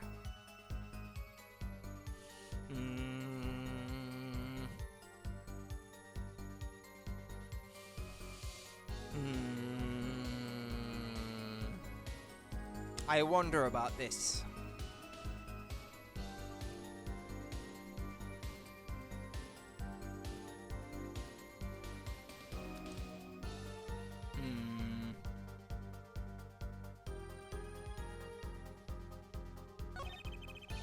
Different personality but the same testimony. I believe you have her where you want her, Justice. Circumstances have changed, yet her testimony has not. That means there's got to be a contradiction in there. Quite.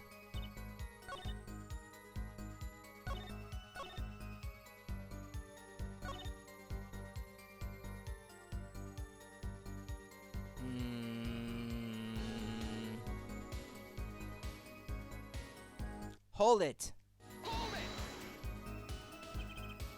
You seem uneasy. You try sitting up here. You try sitting up here. Her eyes are darting all over the place. I must be getting warm. Tell me, after the crime, what was the defendant like? Huh? Well, he must have been stunned by the weight of his crime. He sat in a daze at that table until the cops came. Intriguing. I believe you've gotten all the testimony you're going to get out of this witness. No, that doesn't make any sense. She lied because he had to get out of the room to give the phone call. He called the police.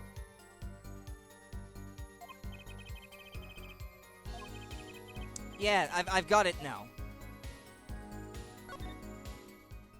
Yeah, I've got it. It's basically bogus. It contradicts the evidence. What's that? Well, show us this evidence, Mr. Justice. This evidence that you claim contradicts the testimony.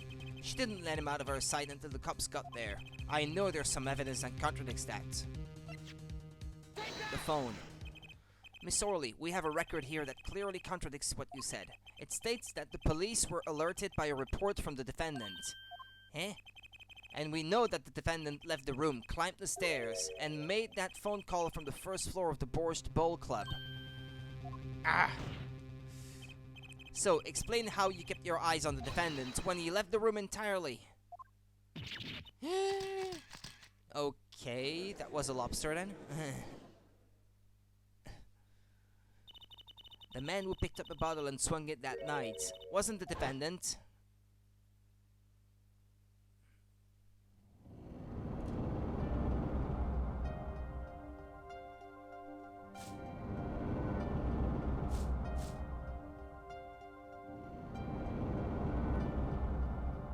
Showdown time.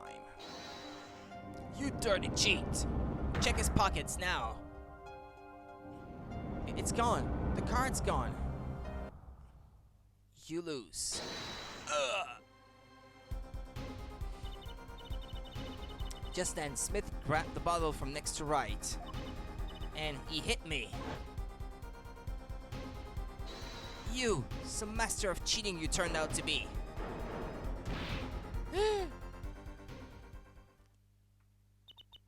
When I came to, the victim was already dead. Is that it? That's why I couldn't reveal who I really was. If it came out that I was in league with Smith, I'd be a suspect for sure. Well, where does this leave us? Madness! This is madness! I'm dreaming!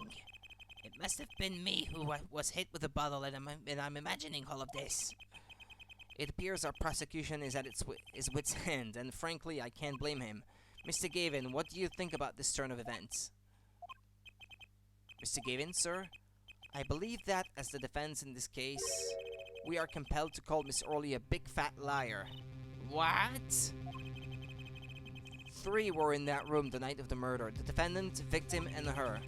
And she has a motive. A motive? Her plot foiled. The witness got into an argument with her client, Mr. Smith. And the denouement of that argument was murder. What? I didn't. I'm no killer. It's a trap. Someone's trying to frame me. Well, tell us who that could be. Yeah, Phoenix is lying. Heh, heh, heh. What tangled webs we weave when we practice to deceive. So tangled we catch ourselves in the process. Mr. Wright? Such a hasty conclusion. It's not like you, Christoph Gavin. What are you saying? Why not consider the other possibility that there was another person in the room at the time of the murder? Right, like Mr. Wright was saying before recess. A single card was swept into the victim's hand after the murder. And the one who swept the card didn't know 2 colors of cards were being used. A 4th person. Ah, this theory again. Your 4th person doesn't exist. Indeed. That's why I decided to bring this case to court. Here, where there's no escape and no chance for deception. The perfect place to catch the real criminal. The real criminal? And we're in luck. A clue to the real criminal's identity was kindly provided for us. And right at the beginning of the trial, no less. What? Apollo, perhaps you know what I'm talking about. At the beginning of the trial?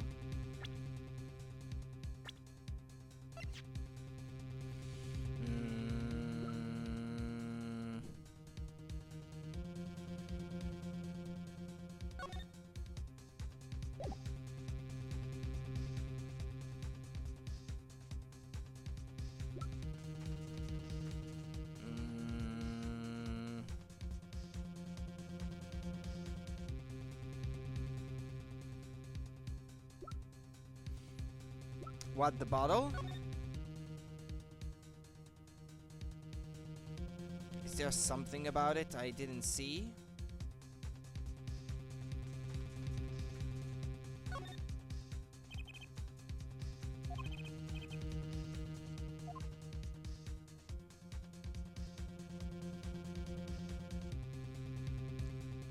Or can't you have a look at the...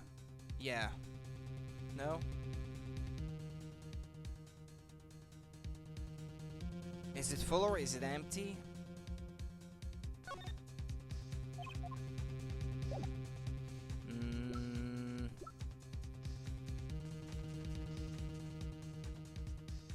From the restaurant first floor.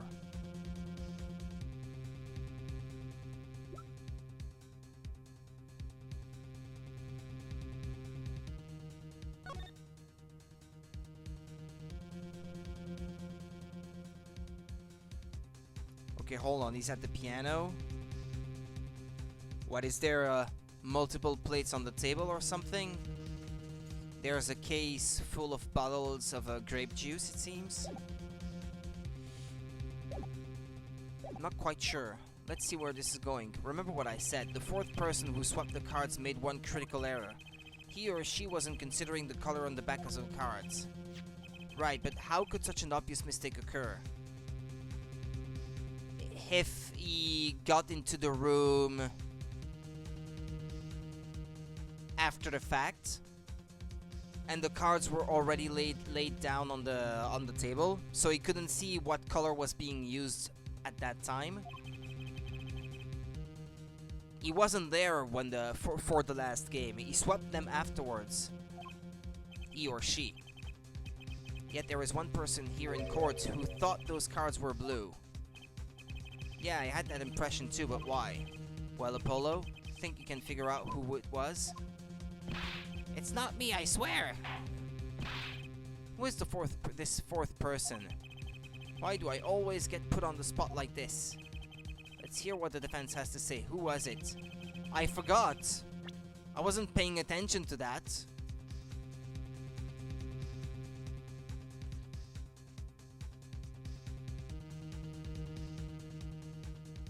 Christoph Gavin? I mean, he looks like he could be a villain. Or is it him?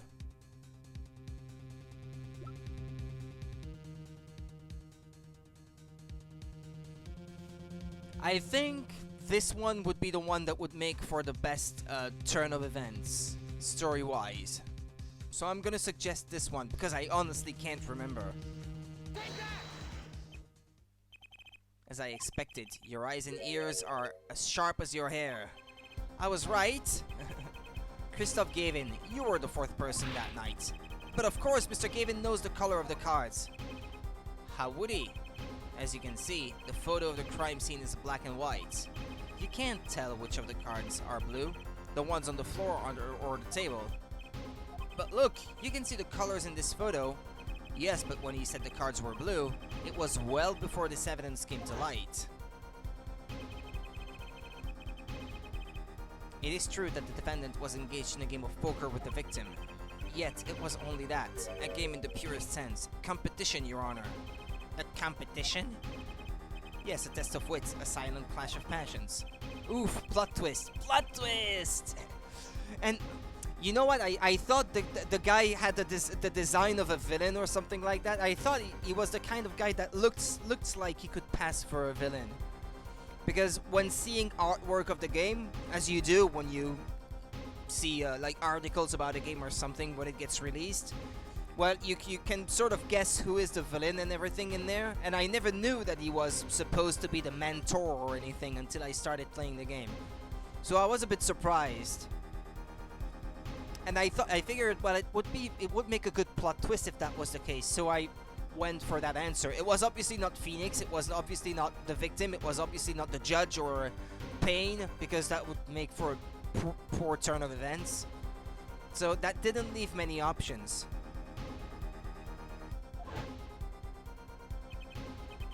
Well, Christoph, Mr. Gavin, Mr. Gavin, is something the matter? No, nothing. Excuse me. It was just so sudden. Right, you aren't seriously accusing me, are you? Oh, Christoph? You know, even I'd never take a joke this far. This has gone beyond ridiculous, beyond dumb. This is insanity. The defendant accusing his own defense attorney of murder? I assure you, I'm quite sane. But what possible connection could Mr. Gavin have to the victim? I wasn't aware that I had a connection to Mr. Smith. Yes, but Mr. Gavin and the victim have never even met. Well, what if they have? Huh? There is a possibility, after all, they may have met that night before the game started. What are you suggesting? Is this a truth Mr. Wright was staying silent about? Well, only one thing to do. Mr. Wright, the defense would like to request that you testify to the court. The defense would like to request no such thing. Mr. Gavin, testimonies must relate to the case. How could anything happening before that game of poker be related? I'm not sure I follow, Mr. Gavin. As I explained before, the defense believed that Miss Orley... Am I to assume you speak for Mr. Justice in this? He is the defense, not you.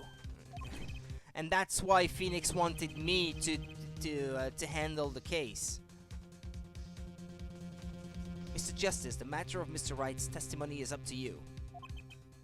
And it's true that earlier it was quick enough to try to push me in the direction of Orley being the real culprit. Does the court, in your opinion, need to hear Mr. Wright's testimony? This was Mr. Wright's strategy. He was planning this all along, and I intend to see it through. The defense would like to request that Mr. Wright testify to the court. It too, Justice. You would betray me, your teacher. I'm sorry, Mr. Gavin. This isn't about loyalty. This is about the truth.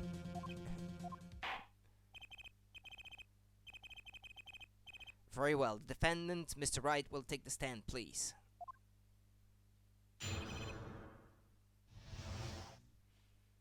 Appetite before murder. That evening, Christoph and I had dinner. We sat at the table in this photograph. Shady Smith walked in 5 minutes after Christoph left. When the trap failed, Smith hit the waitress. The girl was knocked out cold and Smith was uncontrollable. I left to call the police. When I returned, it was dead. It was dead, blood streaming from a cut on his forehead. That's when I made another phone call to defense attorney Gavin. There was a particular point that was touched upon earlier about how the only window to the room is for a lookout and not much else because it's so small.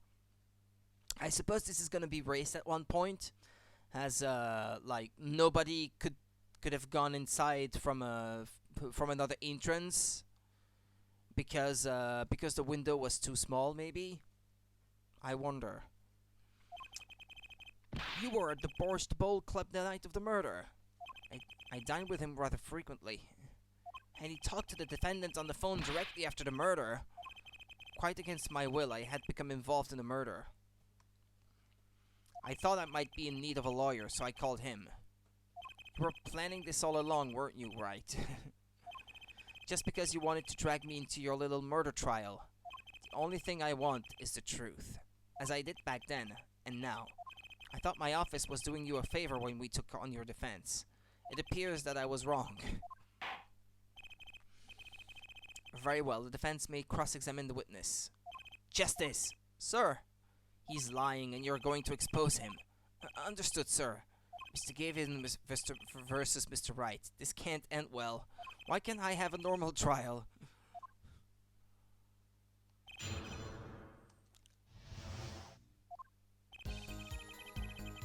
Okay, let me save just in case. That evening, Christoph and I had dinner. We sat at the table in this photograph. Shady Smith walked in 5 minutes after Christoph left.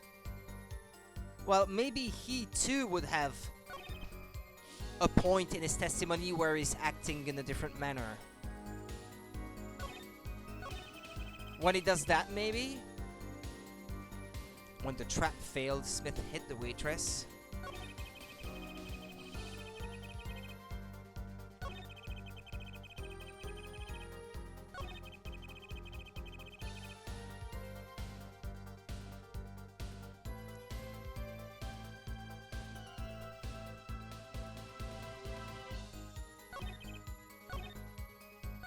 When he's looking that way, maybe?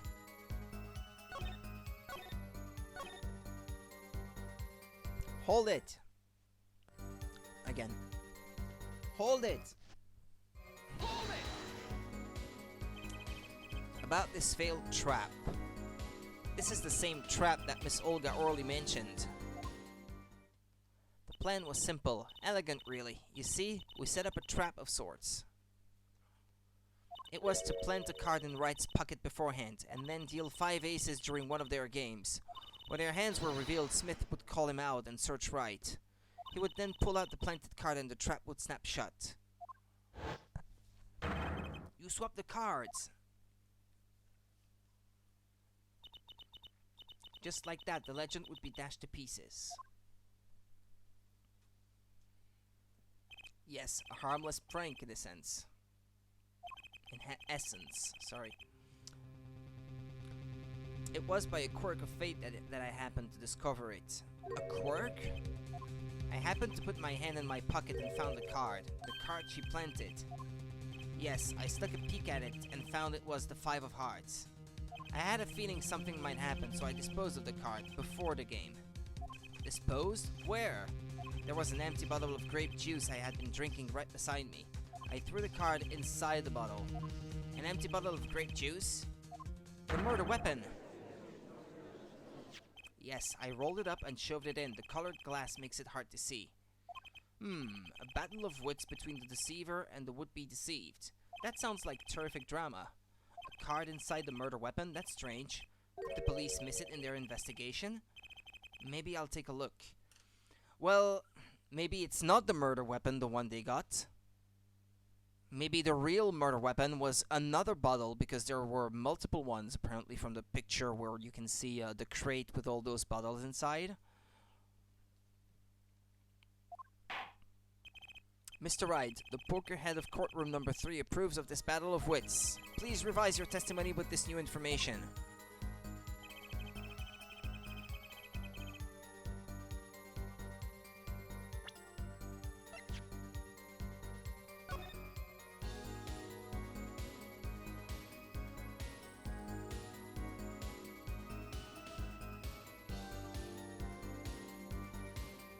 Well, it's not transparent, so...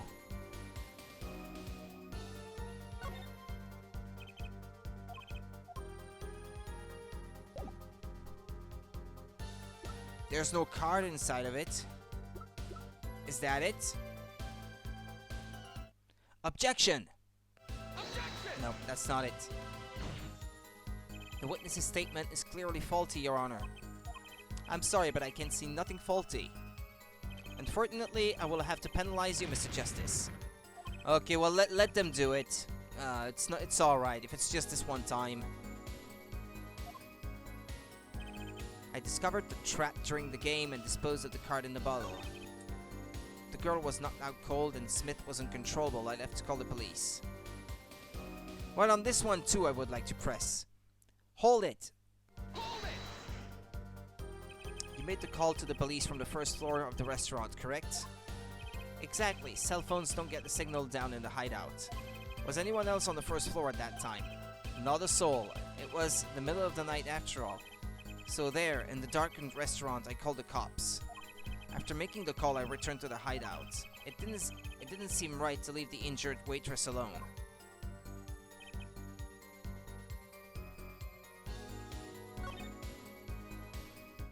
Hold it! It's not working. Okay, well, I'm just gonna press a button then. Could you explain why you called Mr. Gavin? I'd obviously gotten involved in a rather stickly affair, and I figured Christoph's law offices would give me a friend rate for my defense fees. Ah, glad to hear you intend to pay. Oh, I'll pay in full, Christoph. It was I who got you involved after all. You may find the price of your defense quite high, my good friend. Quite high. Is this the truth that Mr. Wright was talking about? Justice, you know what you have to do. He's lying. Expose him. Now.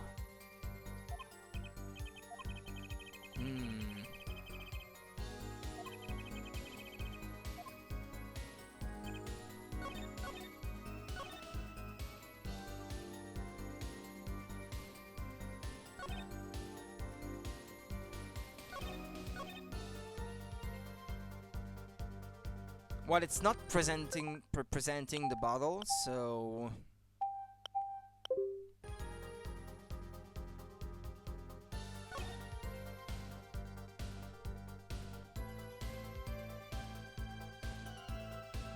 Have I pressed on this one? I think I have.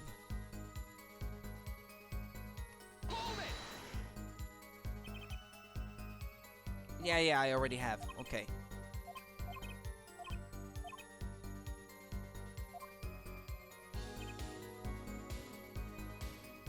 Blood streaming? There's no blood on the picture. Is there?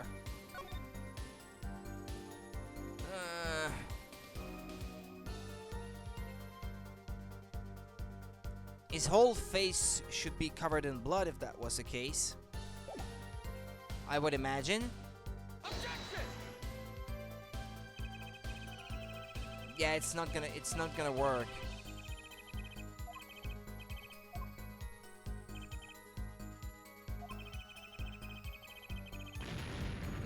Yeah, okay, well,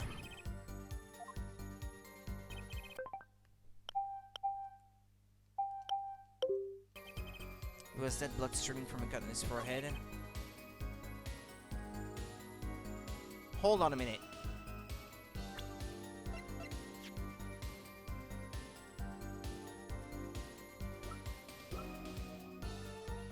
But...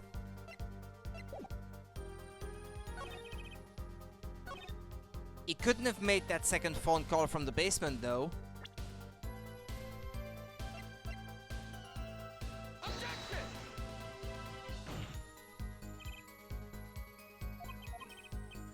Yeah, okay, well, that's not it either.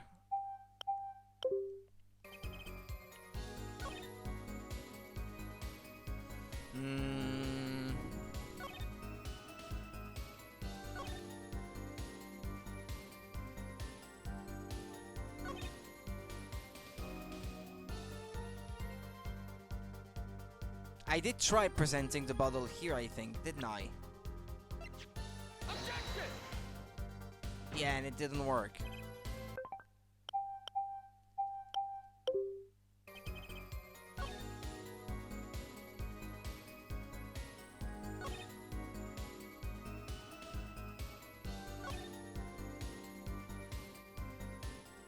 Yeah, did I press on this? I can't even remember now. No, yeah, I already did. Damn it.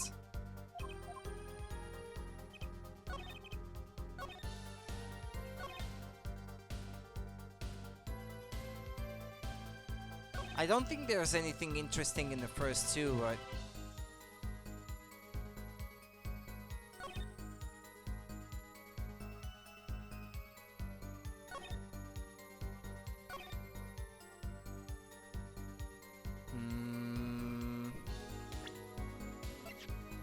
No, not that picture, the one that's in color.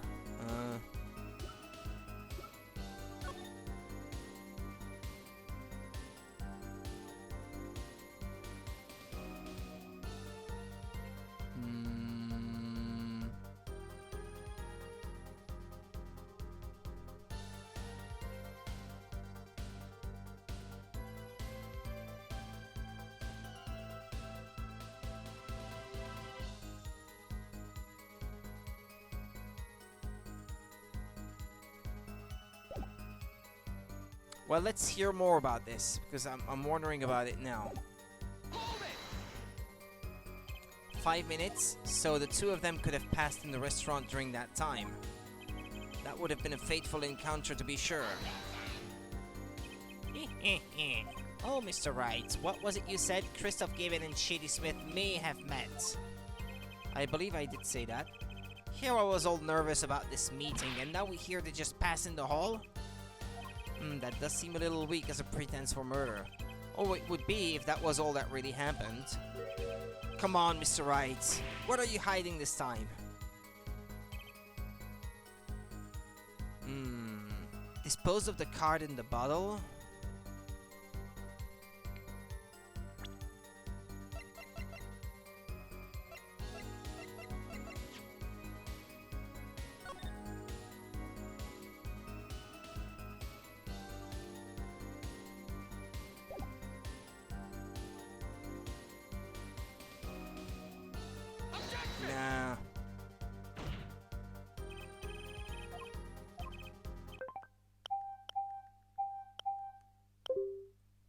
No.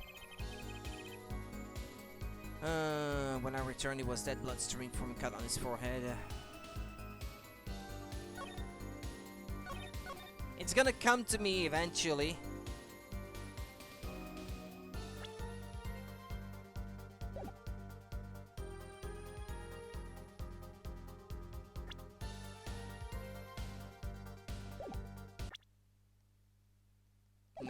No, that's not what I want to do.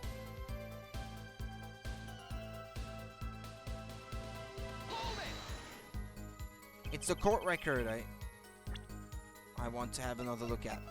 The profiles. But I can't present profiles in this one, apparently. Boss at Given Law Office is first-rate defense attorney and my trusted mentor.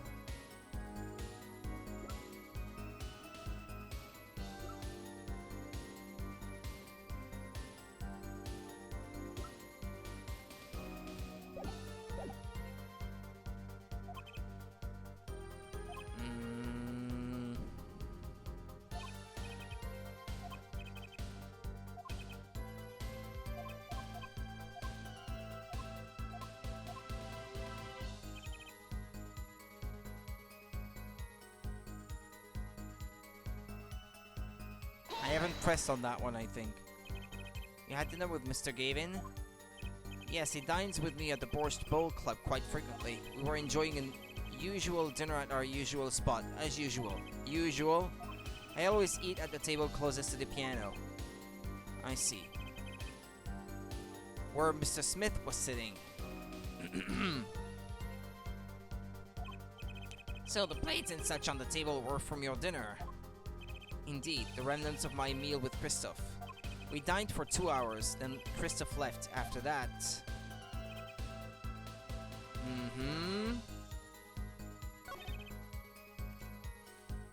Discovered the trap during the game and disposed of the card in the bottle. Have I pressed on that? Why in the bottle? I perceived my opponent's intent immediately. I'm used to entrapment, you see. I knew what was coming. Oh, so you struck first. I like that. I know every trick in the book. They don't work on me. At least when you get lucky and stick your hand in your pocket, they don't.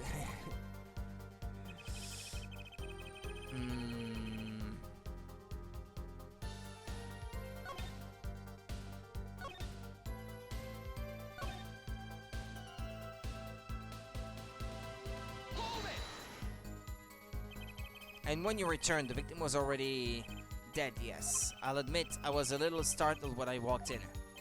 Little? He was bleeding from his forehead after all. I guess I'd be startled too if I walked in on a scene like that. I pressed on everything.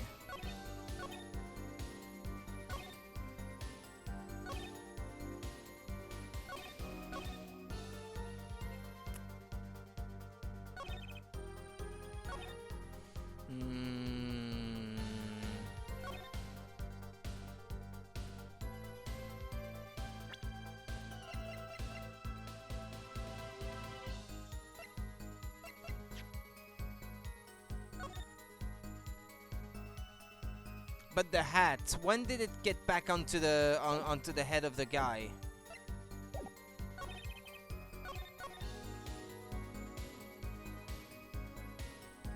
Is that it? Ah, there we go. Took me long enough. I'm sorry. Mr. Wright, if I may. Yes? Take a look at this photograph of the crime scene. See the victim here? He's wearing a hat. I wouldn't think you could see blood on his forehead. Good point. Justice, next time you point out an inconsistency, put a little more oomph into it. Mr. Wright, can you explain this to the court? Ah, I forgot to mention something. I was the one who put that hat on his head. Eh? You? You put the hat on the dead man's head? He wore it through our entire poker game. After calling the police, when I returned to the scene, his head was in full view, shining bright, just like in this photograph. And I picked his hat up off the floor and put it on his head. Why would you do such a thing like that? All I can say is, I'm sorry, but that's the only thing I touched at the crime scene. So, Miss Orley didn't see it. It being the victim's, his head. I think not, she was out cold. I believe I was the only one who witnessed his head. Ah, here we go again. Mr. Gavin? Pardon, it just seems that our client is determined to lie his way through this case. Hey, he's still our client, isn't he? In any case, please continue the cross-examination. I'm afraid decisive contradictions have called for decisive evidence. Push him harder, Justice. Break him. It's just you and the witness in the ring. Go for the KO. Why do I get the feeling we're not on our client's side anymore? That evening, Christoph and I had dinner. We sat at the table in the photograph.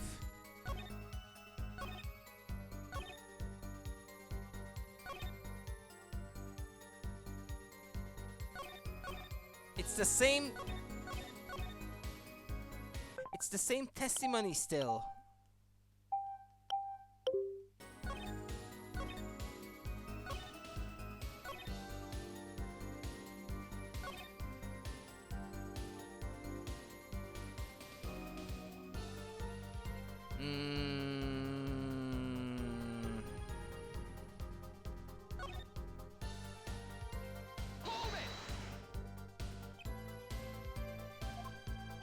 And he's gonna say the same thing.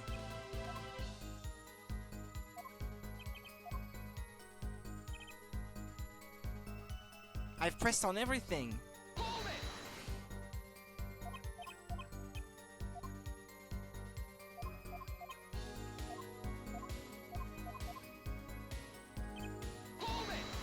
I'm gonna try again, but...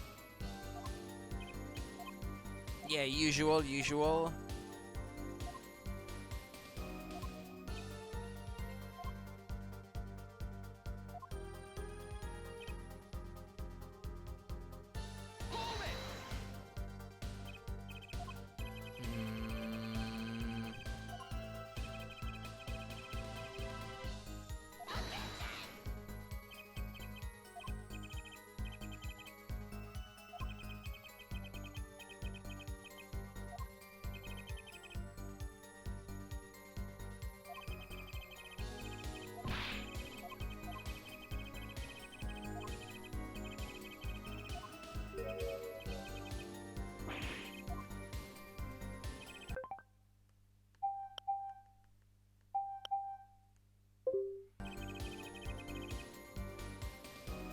Yeah, but that's the thing. Where is that bottle now?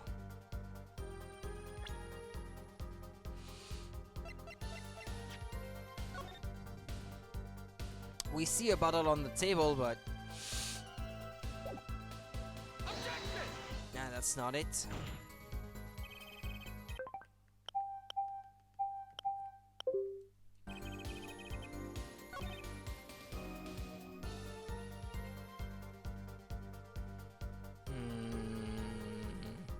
Left to call the police. Knocked out cold and Smith wasn't controllable.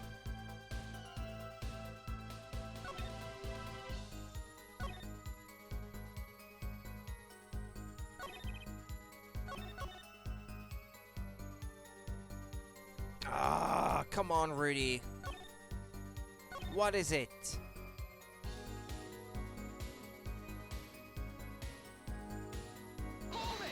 I already pressed on that, but...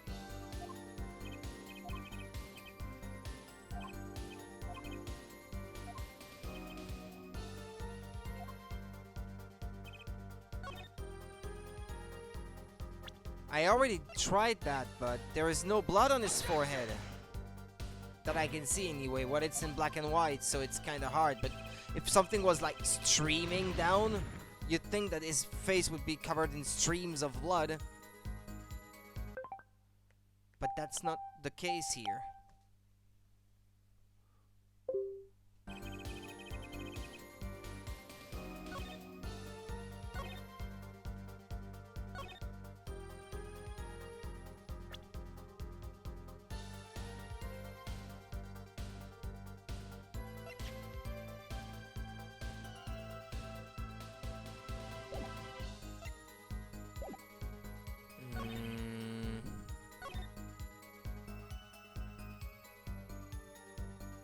I left to call the police.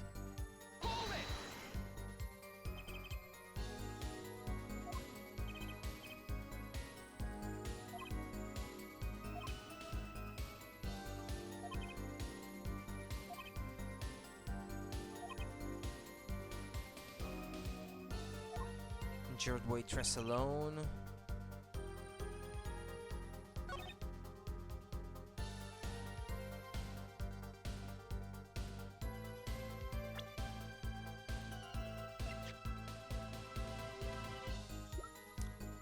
What did I not see in there, in all this?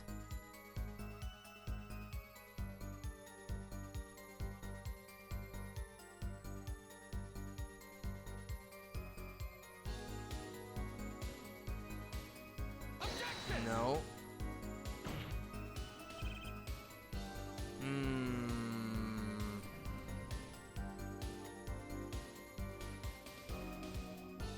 It's not easy.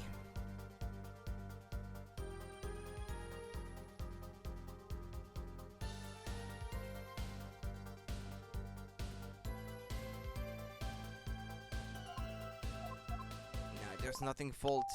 There's nothing wrong with that one.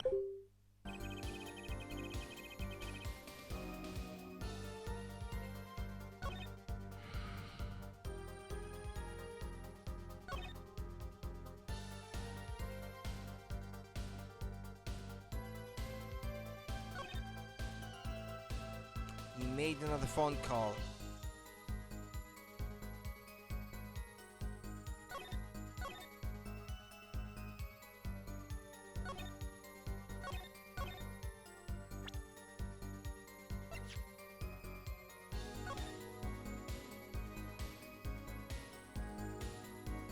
But there's only one small window, so where would he have come from?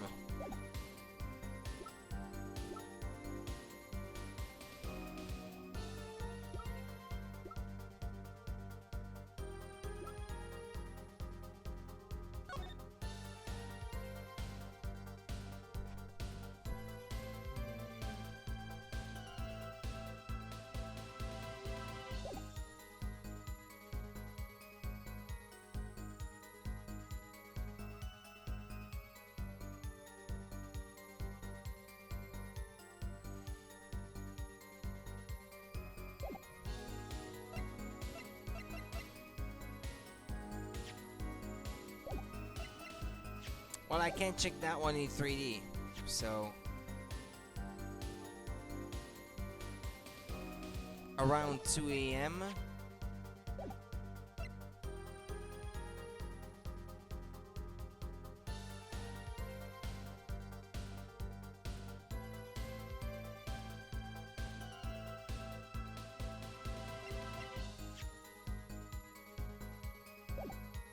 Yeah, hold on, because there's still something that bothers me.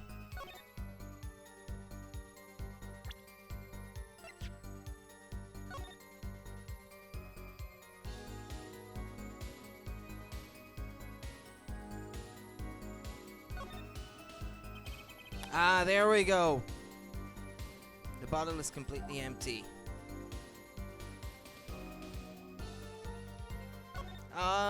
Okay, yeah, you had to examine the right section, I guess. But you needed to have examined it the right way before. Okay.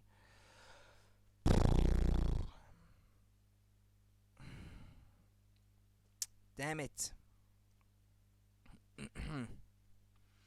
Mr. Wright, if I may.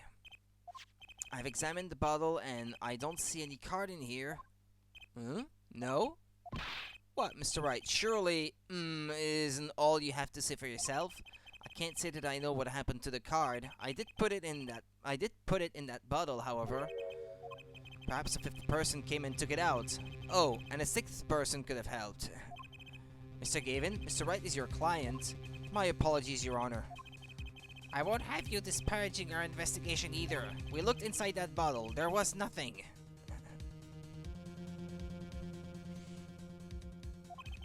So what's going on? Is Mr. Wright hoodwinking us again? Or did the card just disappear? I believe that's enough of that. Mr. Gavin? This witness's testimony is more like a travesty. It's riddled with lies. I'm beginning to see how you came to lose your attorney's badge 7 years ago. Well, you certainly have a unique way of treating your clients, Christoph. I never knew. I believe it was you who threw the first stone. Mr. Wright, if you intend to ever tell the truth about this case, it's now or never. Don't be misled. I haven't told a single lie here. Eh? When I noticed the trap, I put the card in the bottle to dispose of it. And when I put the hat on the victim's head, let's just say I had a reason for doing that as well. A reason? That reason is right here. Your cell phone? That night, recall that I spoke with defense attorney Gavin after calling the police, just in case I recorded our conversation. What's this? Now that we're all here, I see no reason why I shouldn't play it back for the court.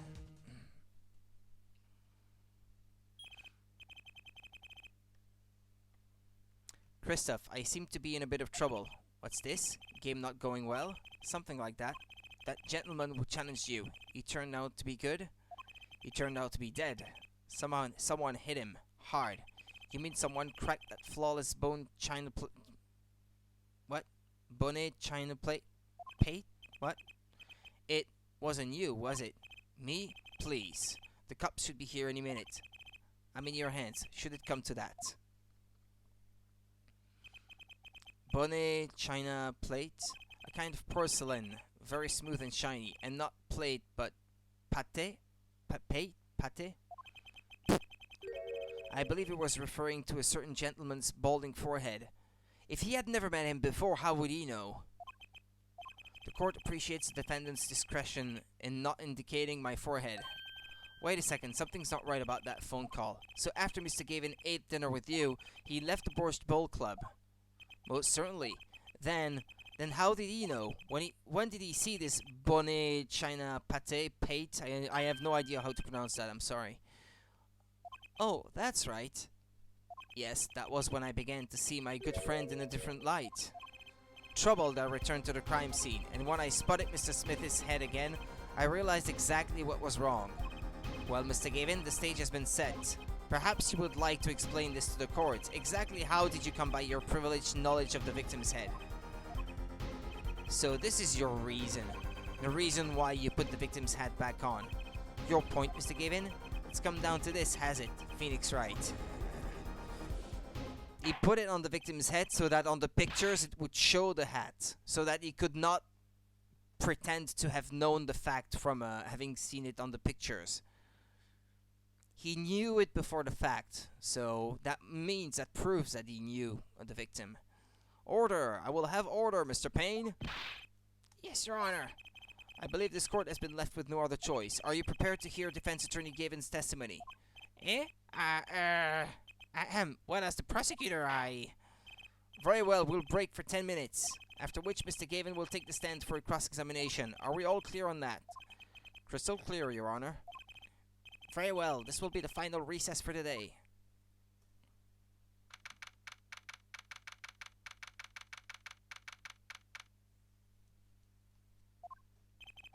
Mr. Gavin and Mr. Wright are both in the judge's chamber. Who'd have thought today would turn out like this? may I? Hey, it's Phoenix's daughter from the picture earlier. What? Hello, sir. Please, pick a card. What's all this about? Is this one okay? Excellent. I have a message for you. The last hand is about to be played. You'll need a trump card to make it. A trump card? The card you have chosen is magical. Use it wisely and the game is yours. That's all. An ace? Where do I remember that card from? Mr. Smith's hand has 3 aces and Mr. Wright's 2. It is 5 aces in all. It is true. I have seen it. The 5th ace. There was cheating, I swear to you. The missing 5th ace. Wait, this blotch of red. Is this blood? You have your trump card. Now it's up to you to cut the deck and draw the truth. My father's fate is in your hands. I know you can do it. Father's fate. This blood-stained card is my trump card for finding the truth. I fell deep into thought as my mind raced to understand what this all meant. That girl. I'd seen her recently, but where? That's when I made the connection.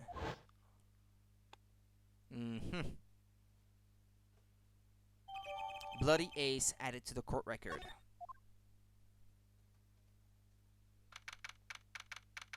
April 20th, 2:45 p.m. Court will now reconvene. Defense Attorney Christoph Gavin, will you please take the stand? Now then, if you would, Mr. Payne. Yes, Your Honor. Well, will the witness state his name and occupation? Is this farce necessary, Your Honor? Believe me, far stranger things have gone on in this courtroom.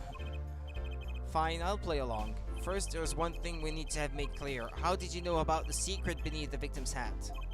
By secret, I'm guessing he means the fact that Mr. Smith was bald. Forgive my curiosity, but what is it about this fellow's head? Your Honor seems to have an inordinate interest in it.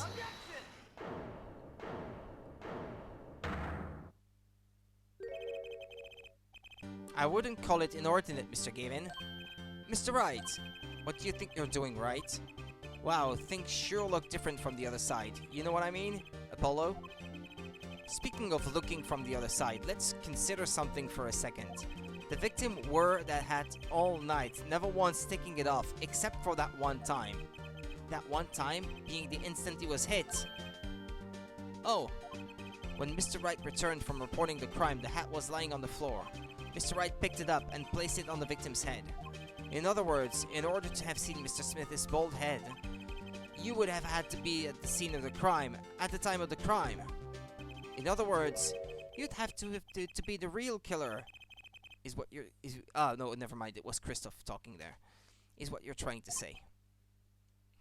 I only have 20 minutes left to stream, by the way. Just realized. Not bad, Apollo. Mr. Gavin, I'm afraid that I haven't been entirely honest with the court. What? Oh, I assure you, I had the noblest of intentions. I did it all to protect my client, Mr. Wright. Yet, I'm afraid in the current situation, I see little reason to hide anything. Very well, allow me to tell you the truth of what happened that night. Finally, you may begin your testimony. Tell us, how were you involved in the events of that fateful night?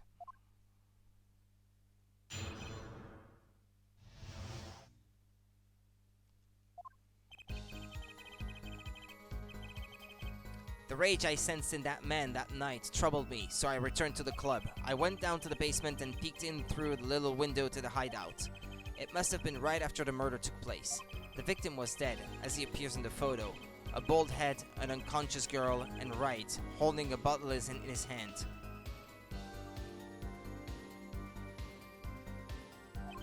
I sensed that was not the best place for me to be at the time, and so I left. That's when the call came from Wright. So, you witnessed the murder. For better or worse, I missed the actual moment of the death. Mr. Gavin, may I remind you that you are on Mr. Wright's defense team. Your testimony is clearly disadvantageous to your client. What else could I say? I'm standing on the witness stand after all. So you are, Mr. Gavin. And you had to testify as you just did. You had to tell them you saw the scene of the crime through that little window. Mr. Wright? You had to say that, because that was the only probable window of opportunity, right, Apollo? Oh. Mr. Wright, the defense should do the cross-examination, not the defendant. Mr. Justice, are you prepared? Yes, Your Honor. I can't believe I'm going up against Mr. Gavin. This trial is getting weirder and weirder. That fateful night. Okay, well, let's try to spot the moment where his demeanor changes.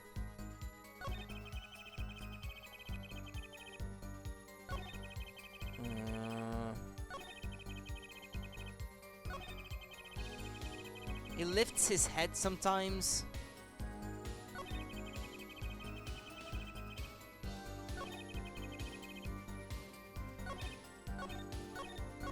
So it's either on that one or the next one. The little window. You mean the one used to keep watch up the stairs? Yes, a relic of the ancient past. The black marketeers used it, I believe.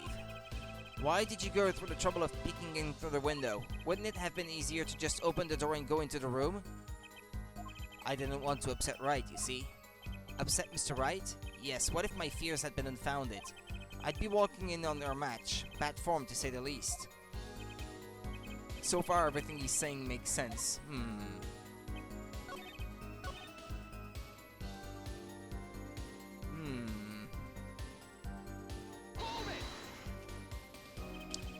Those were the only three at the scene of the crime? Yes, as far as I saw at least. Then we're back where we started. The killer was the defendant. Phoenix Wright, who else could it have been? But why did you talk to the police? 2 reasons. First, I didn't actually witness the very moment of the crime. Second, my office was asked to defend Wright. Even after seeing what I had seen, I couldn't abandon my friend.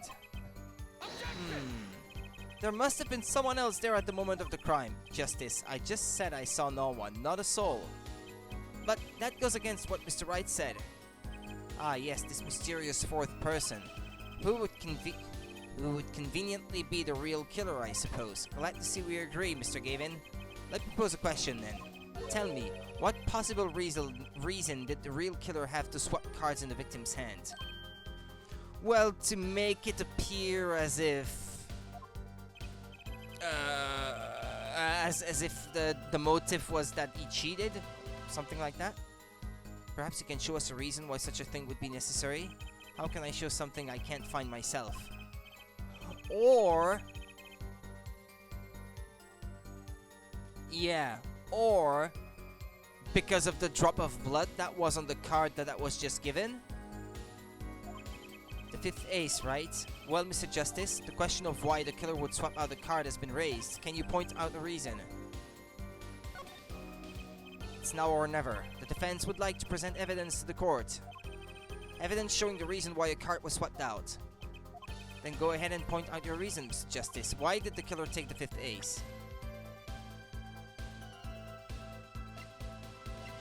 Because of the drop of blood that's on it. My reason is, this. Is that an ace? Why? Why, it's got blood on it. Right next to the spade. What? This is insane. Why wasn't I told about this? Why? Could this be the missing 5th ace? Inconceivable. How could you? What are you doing with that card? Well, that's the thing. Why is Mr. Gavin so upset? It's just a fishy card from some fishy girl. Oh, that card? It's mine. That is, I picked it up at the Borscht Bowl Club that night after the murder had occurred. I gave it to my daughter. Cards are a stock-in-trade after all. No, impossible. Unacceptable. The court can't accept this evidence. It's a fraud. A fraud? How can you be so sure? What? I would think the only person who could claim it was a fraud would be the one who took the real card from the crime scene, the real killer. Allow me to elaborate. What if this trace of blood was the reason? The reason for? For the killer to take the card from the scene of the crime. Where are you going with this? Take another look at the photo, and at the victim's forehead. At the moment of the crime, his hat fell to the floor, and a trickle of blood ran from his forehead down the back of his head. Couldn't a drop of that blood have fallen on one of the cards? I suppose. The killer then took the card to hide the blood. Regardless, that evidence is non-permissible. Oh? Right. Regardless of how you wasted the last 7 years you used to be a lawyer.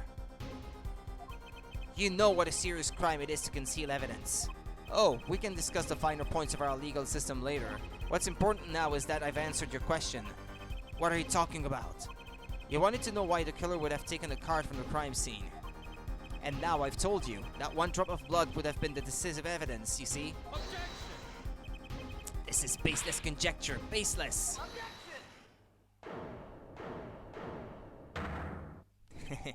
Oh, I assure you it's quite based. What? It's amazing, really, how a single drop of blood on a single card can lead us to the truth. It's quite simple. Well, Apollo? Yes? Try picturing the scene of the crime. Try picturing the scene of the crime in your head.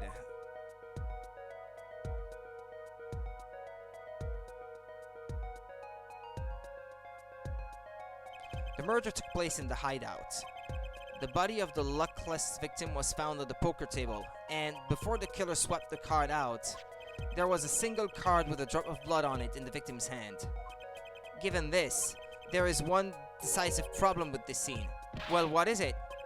Let's keep it simple, shall we? Given that there was a drop of blood on the card, whose position in this diagram doesn't fit? The victim's, I suppose?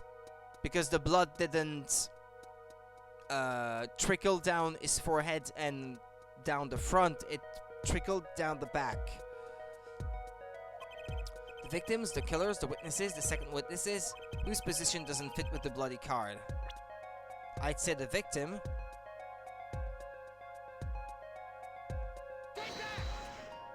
Well, isn't it the victim's position that's the problem? I don't follow your logic here, Mr. Justice. Well, look, the victim was struck on the head, sending him back in his chair. You'd think any blood would fall behind the body, not onto the table in front of him. Take a look at the photo again. If he bled in this position, the blood would fall on the floor, not on the cards.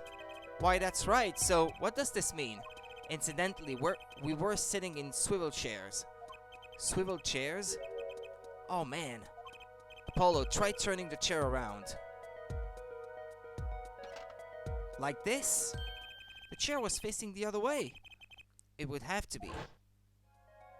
And there's a cupboard behind him. When Mr. Wright returned from informing the police, which way was the chair facing? When I came back to the room, the body was facing as seen as in this photo. That would mean the killer turned the chair back around. Let's take the next step. Look at the diagram once more. We know now the victim was facing away from the table at the time of the murder. But this creates another significant contradiction. Again, let's test your reasoning skills again, shall we? Apollo, whose location on this diagram contradicts our new understanding of the crime? Well, the killer, obviously.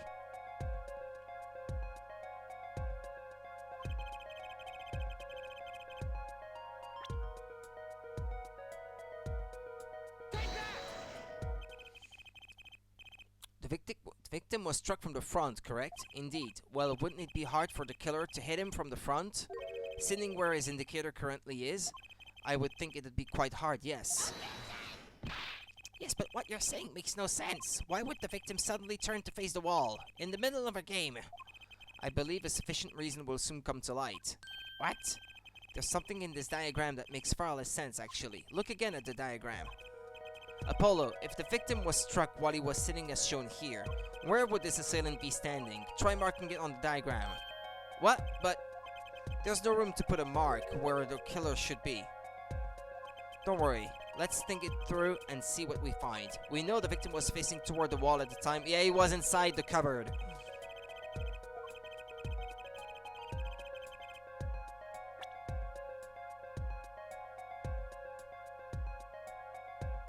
Right here. Inside the cupboard. Get points for flair, but that's about all you get. I thought I was onto something there too. I hardly need to point out that standing there would be impossible. The victim is facing a solid cupboard. Or are you claiming the killer climbed the cupboard and hit him from above? No, he was inside. Come on. If this was the only place the killer could have been standing, then that means that at the very moment of the crime... Wait, I know.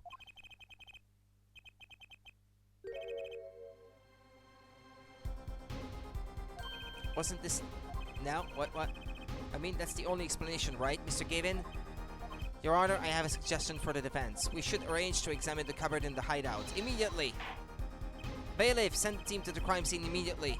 Have them try to move the cupboard. Huh? Your Honor? What? There's one more thing your men should look for. Please give this to the bailiff. Yes? I see. You do belong in the courtroom after all, Mr. Wright. I do my best.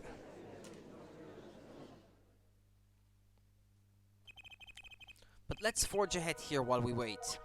Look at the diagram once again. It's been changed. If the killer was standing here at the time of the crime, then this cupboard wasn't here. Which means... Apollo, try moving the cupboard. yeah, that the window would have been covered and he couldn't have seen the crime from where he says it happened. As you can see, the cupboard was the problem. At the time of the murder, it has to have been as shown here. Now, everything is in place to reconstruct the moment of the crime. Oh my, what's this? What is it now? Look at the diagram of the crime scene once more. It appears we found yet another contradiction. What I believe to be the final contradiction, in fact. Huh? Oh dang. Notice something, Apollo? Our line of deduction is rapidly approaching its logical conclusion. Now then, Mr. Justice, please point to the new contradicting indicator. Is it the victim, the killer, the witness, the second witness? Which indicator in this diagram contradicts what we know about the crime? This one. About this cupboard. Are we all okay with assuming it was moved? Sure, why not? Well, if it was, something really doesn't fit. The cupboard would completely cover up the window to the stairs. Ah, that's right. Someone standing outside wouldn't be able to see in. Someone like Mr. Gavin. What did you say? Oh, is the coolest defense in the West losing his cool? Don't expect me to play along with your little game, right? It's only a game until someone gets killed, Mr. Gavin, and someone was, while the window to that room was blocked by a cupboard. So, Mr. Gavin, perhaps you'd like to explain to the court exactly where did you witness the crime scene from? Excuse me, Your Honor. Order! This is a court of law, and I will have order. We just now received word from our investigative team at the Borscht Bowl Club. They've examined the cupboard in the hideout, Your Honor. Oh, and what did they find? Well, Your Honor, it turns out there is a secret passage behind it. What? Ah yes, I believe I mentioned something of the sort before. This is one of the tricks to the room many of our regulars know about. I do remember him saying something about that now that he mentions it. A secret passage is a handy thing to have when you're engaged in illegal goings-on. Never know when you might need to duck away from the eyes of the law. So the room has a secret passage. Where does it go? The other side connects to the restaurant above. The underworld bosses would get away from the cops and enjoy a cold bowl of borscht, no doubt. Just like our killer.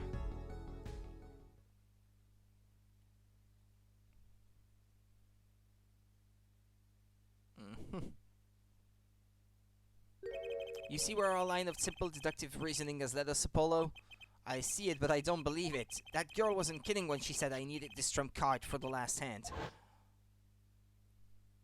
At the time of the murder, the window was blocked and the victim's hat was only off his head for the few minutes between Mr. Smith's murder and Mr. Wright's return from calling the cops. In other words, the only place anyone could have seen the victim's bald head was from inside the hideout.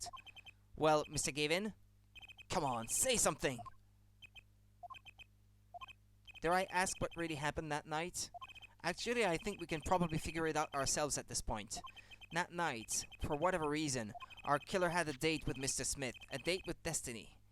There he crouched, hidden in the secret passageway behind the cupboard, holding his breath, waiting for just the right moment. Then the chance came, and he took it.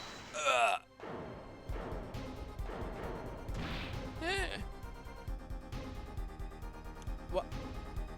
Why did you do that? Wait here, I'll get help. Miss Olga Orley was out cold, struck by Mr. Smith. But his time was soon to come. Mr. Wright went upstairs to call the cops, leaving Mr. Shady Smith alone in the hideout with the unconscious dealer. Then our killer stepped out from the secret passage and into the hideout. The victim must have heard the cupboard sliding aside. He wheeled his chair around to look, and after the deed was done, the criminal must have seen the blood on the card. He would have, of course, realized the need to destroy the evidence. That single spot of blood told the whole story of the crime. Too bad for him, he didn't linger any longer in the hideout that night. If he had, he might have noticed the cards on the floor, and the fact that they were all red.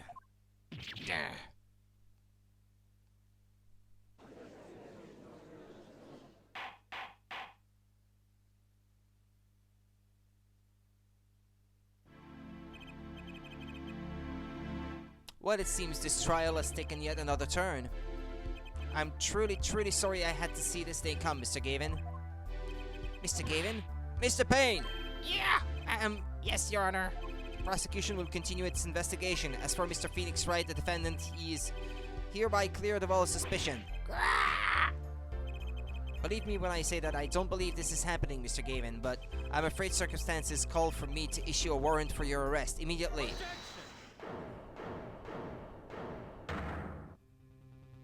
Oh, no need to apologize. I rather enjoyed myself.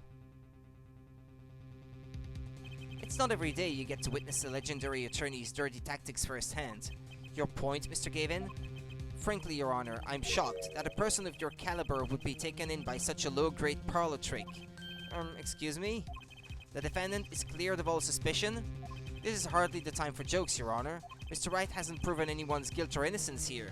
What he has done is use illegal evidence to put the blame on someone else, and not just anyone else, but me, his own defense attorney. Illegal evidence? Let me ask you, Mr. Gavin, is there still any reason at present to suspect me of wrongdoing? Of course, this bottle, for instance. The bottle of grape juice Mr. Wright was drinking. How do you intend to explain away the fingerprints on the murder weapon? And not just any fingerprints. Am I right, Mr. Payne? Actually, yes. The fingerprints on the bottle were, upside down. I seem to recall this being an issue earlier. The court in this case demand an explanation. I can think of only one reason why one would hold a bottle upside down, and that is to hit someone with the bottom of the bottle. Well, Your Honor? See how the caught fish squirms to the last? Well, Apollo? Yes, your boss seems awfully concerned about this bottle still, but I'm sure you can come up with a suitable explanation, just like that. Yeah? Just like what? Why would anyone grab a bottle upside down other than to... Don't let him trick you into thinking his explanation is the only legitimate one. Is there really another? Take another look at the court record. I believe you'll find a simple answer there, in plain sight. How about you just say the answer in plain words? It would be hasty to deliver a verdict with unanswered questions, indeed. Well, Mr. Justice? Mr. Gavin said that the court in this case demand an explanation. Don't worry, justice won't leave until justice is done. Perhaps the defense would care to enlighten the court? What evidence do you have to explain why the fingerprints on the bottle are upside down?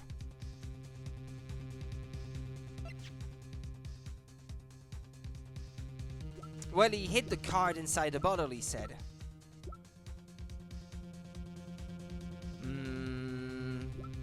Hold on.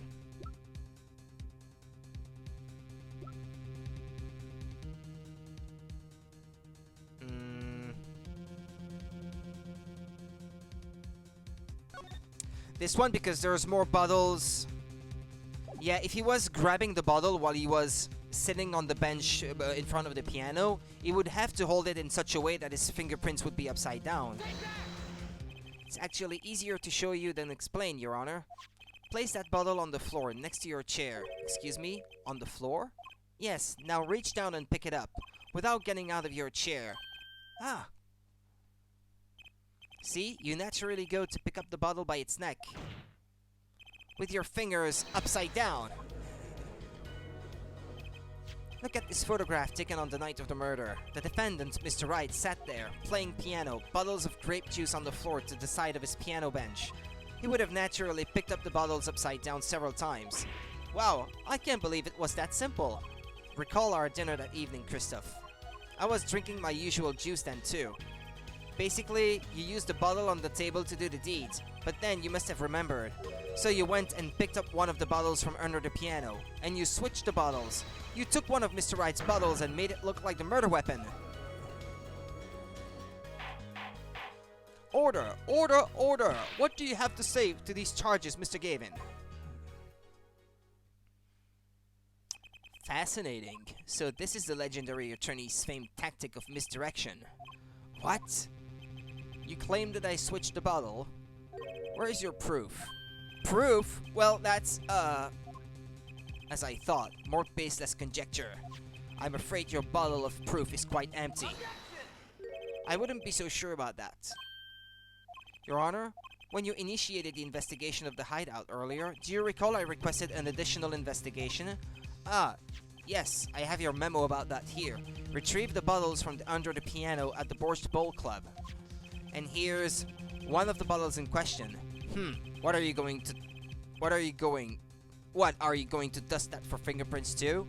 I would be surprised if any were on that but his. Mr. Gavin probably wouldn't make such a novice mistake, true. That bottle won't bear a trace of anything. Say, Apollo. Yes? Why don't you go ahead and examine that bottle? But why? Just humor me. Mr. Wright, that bottle will solve this case once and for all. That's some bottle. There's a card inside the bottle!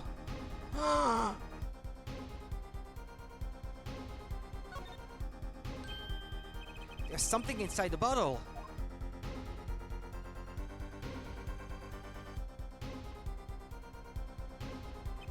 What's this? That card. It can't be.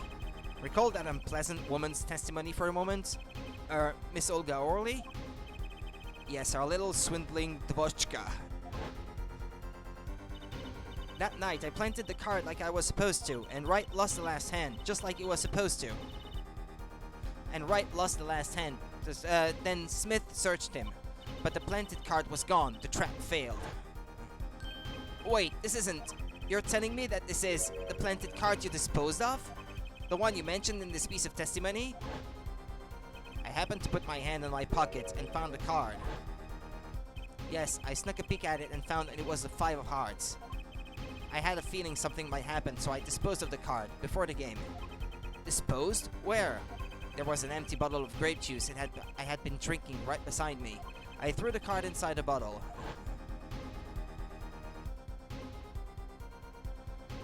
The 5 of hearts. This is the card. The bottles were swapped. And the only one who could have done that was the 4th person in the club that night. You, Mr. Christoph Gavin.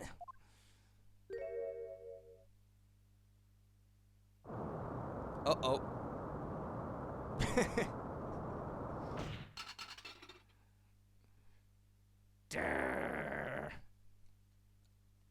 Scary.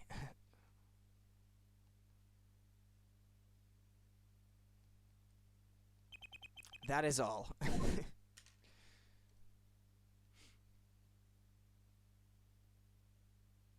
Is this your idea of revenge, Phoenix Wright? Revenge?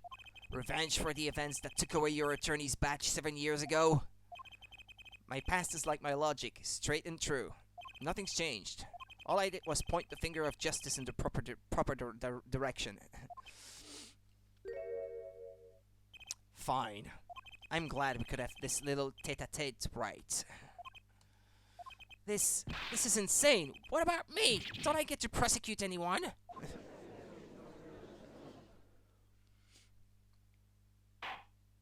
I believe this time we've finally come to the end of our trial. Mr. Payne, do you have a report for us on Christoph Gavin?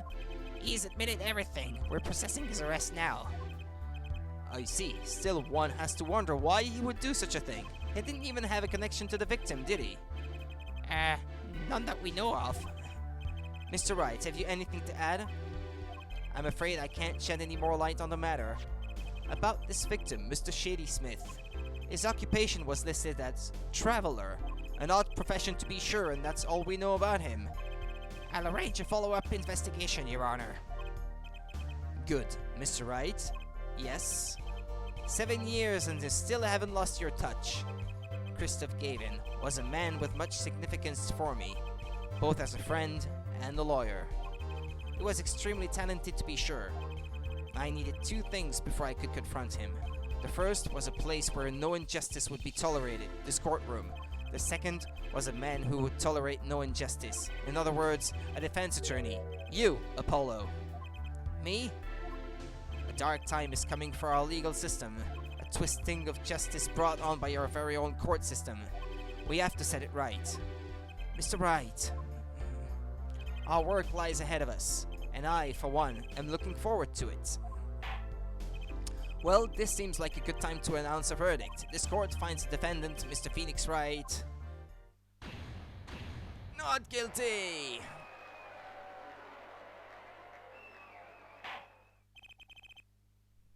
Court is adjourned.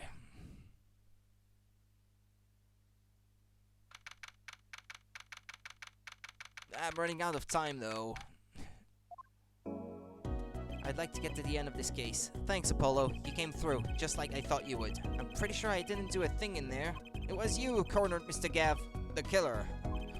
I couldn't have done it by myself. You sensed it too today, didn't you? Your ability. Ability? Yes, a sensitivity I lack. You'll come to understand it soon enough. Wait, I wonder if he means... I have one question for the witness then. You say you saw the moment the defendant hit the victim. Is this true? Of course it's true. What's this weird vibe I'm getting? What was that, Mr. Wright? You'll have to find the answer to that question yourself. The answer? Right. Today was full of questions without answers, most of them about Mr. Gavin. What possible reason could he have had to commit murder? Perhaps you'll learn that in the days to come. Huh? Wait, you don't know, do you? This locket is the key. Huh? Oh, that reminds me. I met the girl whose picture is in your locket. Your daughter, right? That's right. She's my daughter. You know, you were right about this locket. Eh? I took this off his neck the night he died, but it looks like our dear Russian scam artist saw me. So the truth is, this locket really did belong to him. Wait, but that's perjury! You testified! You said that locket was yours! I said no such thing, actually. Huh? I merely said that it was a locket with my daughter's picture inside. A subtle distinction, but a distinction nonetheless. And it's the truth. Wait, but then, why? Why was the victim wearing a locket with a picture of your daughter inside of it? Sometimes the straightest path to the truth isn't the best one. Give it time. You're still just getting started with your career. Speaking of which, I may be out of a job. I work for Gavin Law Offices after all. I still can't believe I just saw Mr. Gavin get led away in handcuffs. Apollo? Yes? How about coming to work for me? Eh? You mean at the Wright & Company Law Offices? I mean, there's not a single attorney in my generation that doesn't know it. I can't imagine that to be true, but... Wait, but didn't you... You're not a... Oh, I turned in my badge. Yes, I'm not an attorney anymore. But the company is still his, I suppose. That incident 7 years ago, that legendary trial. And at the middle of it all was one man, Phoenix Wright. The case reached its sad conclusion and he left law for good. Have you ever thought about coming back to the courts? I am not qualified to stand in the court of law, I'm afraid. Didn't you notice in today's trial, there was a single piece of forged evidence? Forged evidence? What are you talking about? I'm talking about evidence that shouldn't have existed. A naughty magician's trick. One piece of evidence struck me as odd, it's true. It just seemed, well, too perfect. I'll bet this was the forged evidence. The Ace of Spade?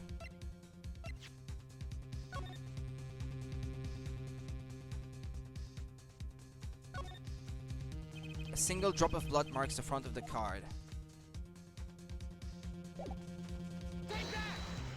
You mean this? Don't you? I got this from your daughter, Mr. Wright. Yes, that card couldn't have been found at the crime scene. Why? Because the killer took it with him when he left, leaving the wrong card in its place. Luckily for us. The court can't accept this evidence. It's a fraud. A fraud? How can you be so sure? I would think the only person who could claim it was a fraud would be the one who took the real card from the crime scene, the real killer. My verdict was already handed down 7 years ago. Then, you really... Yes, I forged this card. One look at the crime scene should have told you it wasn't real. But you can't do something like that and call yourself an attorney. Who's calling themselves an attorney, Apollo? So it's true. The rumor is true. 7 years ago. None of that matters much now, does it?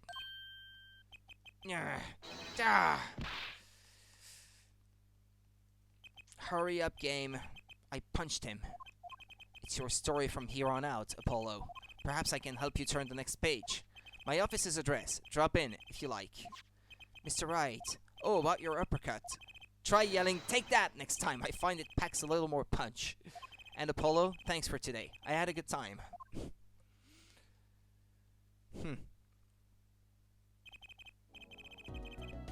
And with that, Mr. Wright walked out the door, and that's how my first trial ended. A lot of mysteries went unsolved, and at the time, I had no idea they were all related. Every mystery that day, connected by a single thread of logic. I'd find that out soon enough. My name is Apollo Justice, attorney at law, and this is how my story begins. And this is how my stream ends. Because I have to stop here. I'm gonna save, and then I'll be back tomorrow if you don't mind.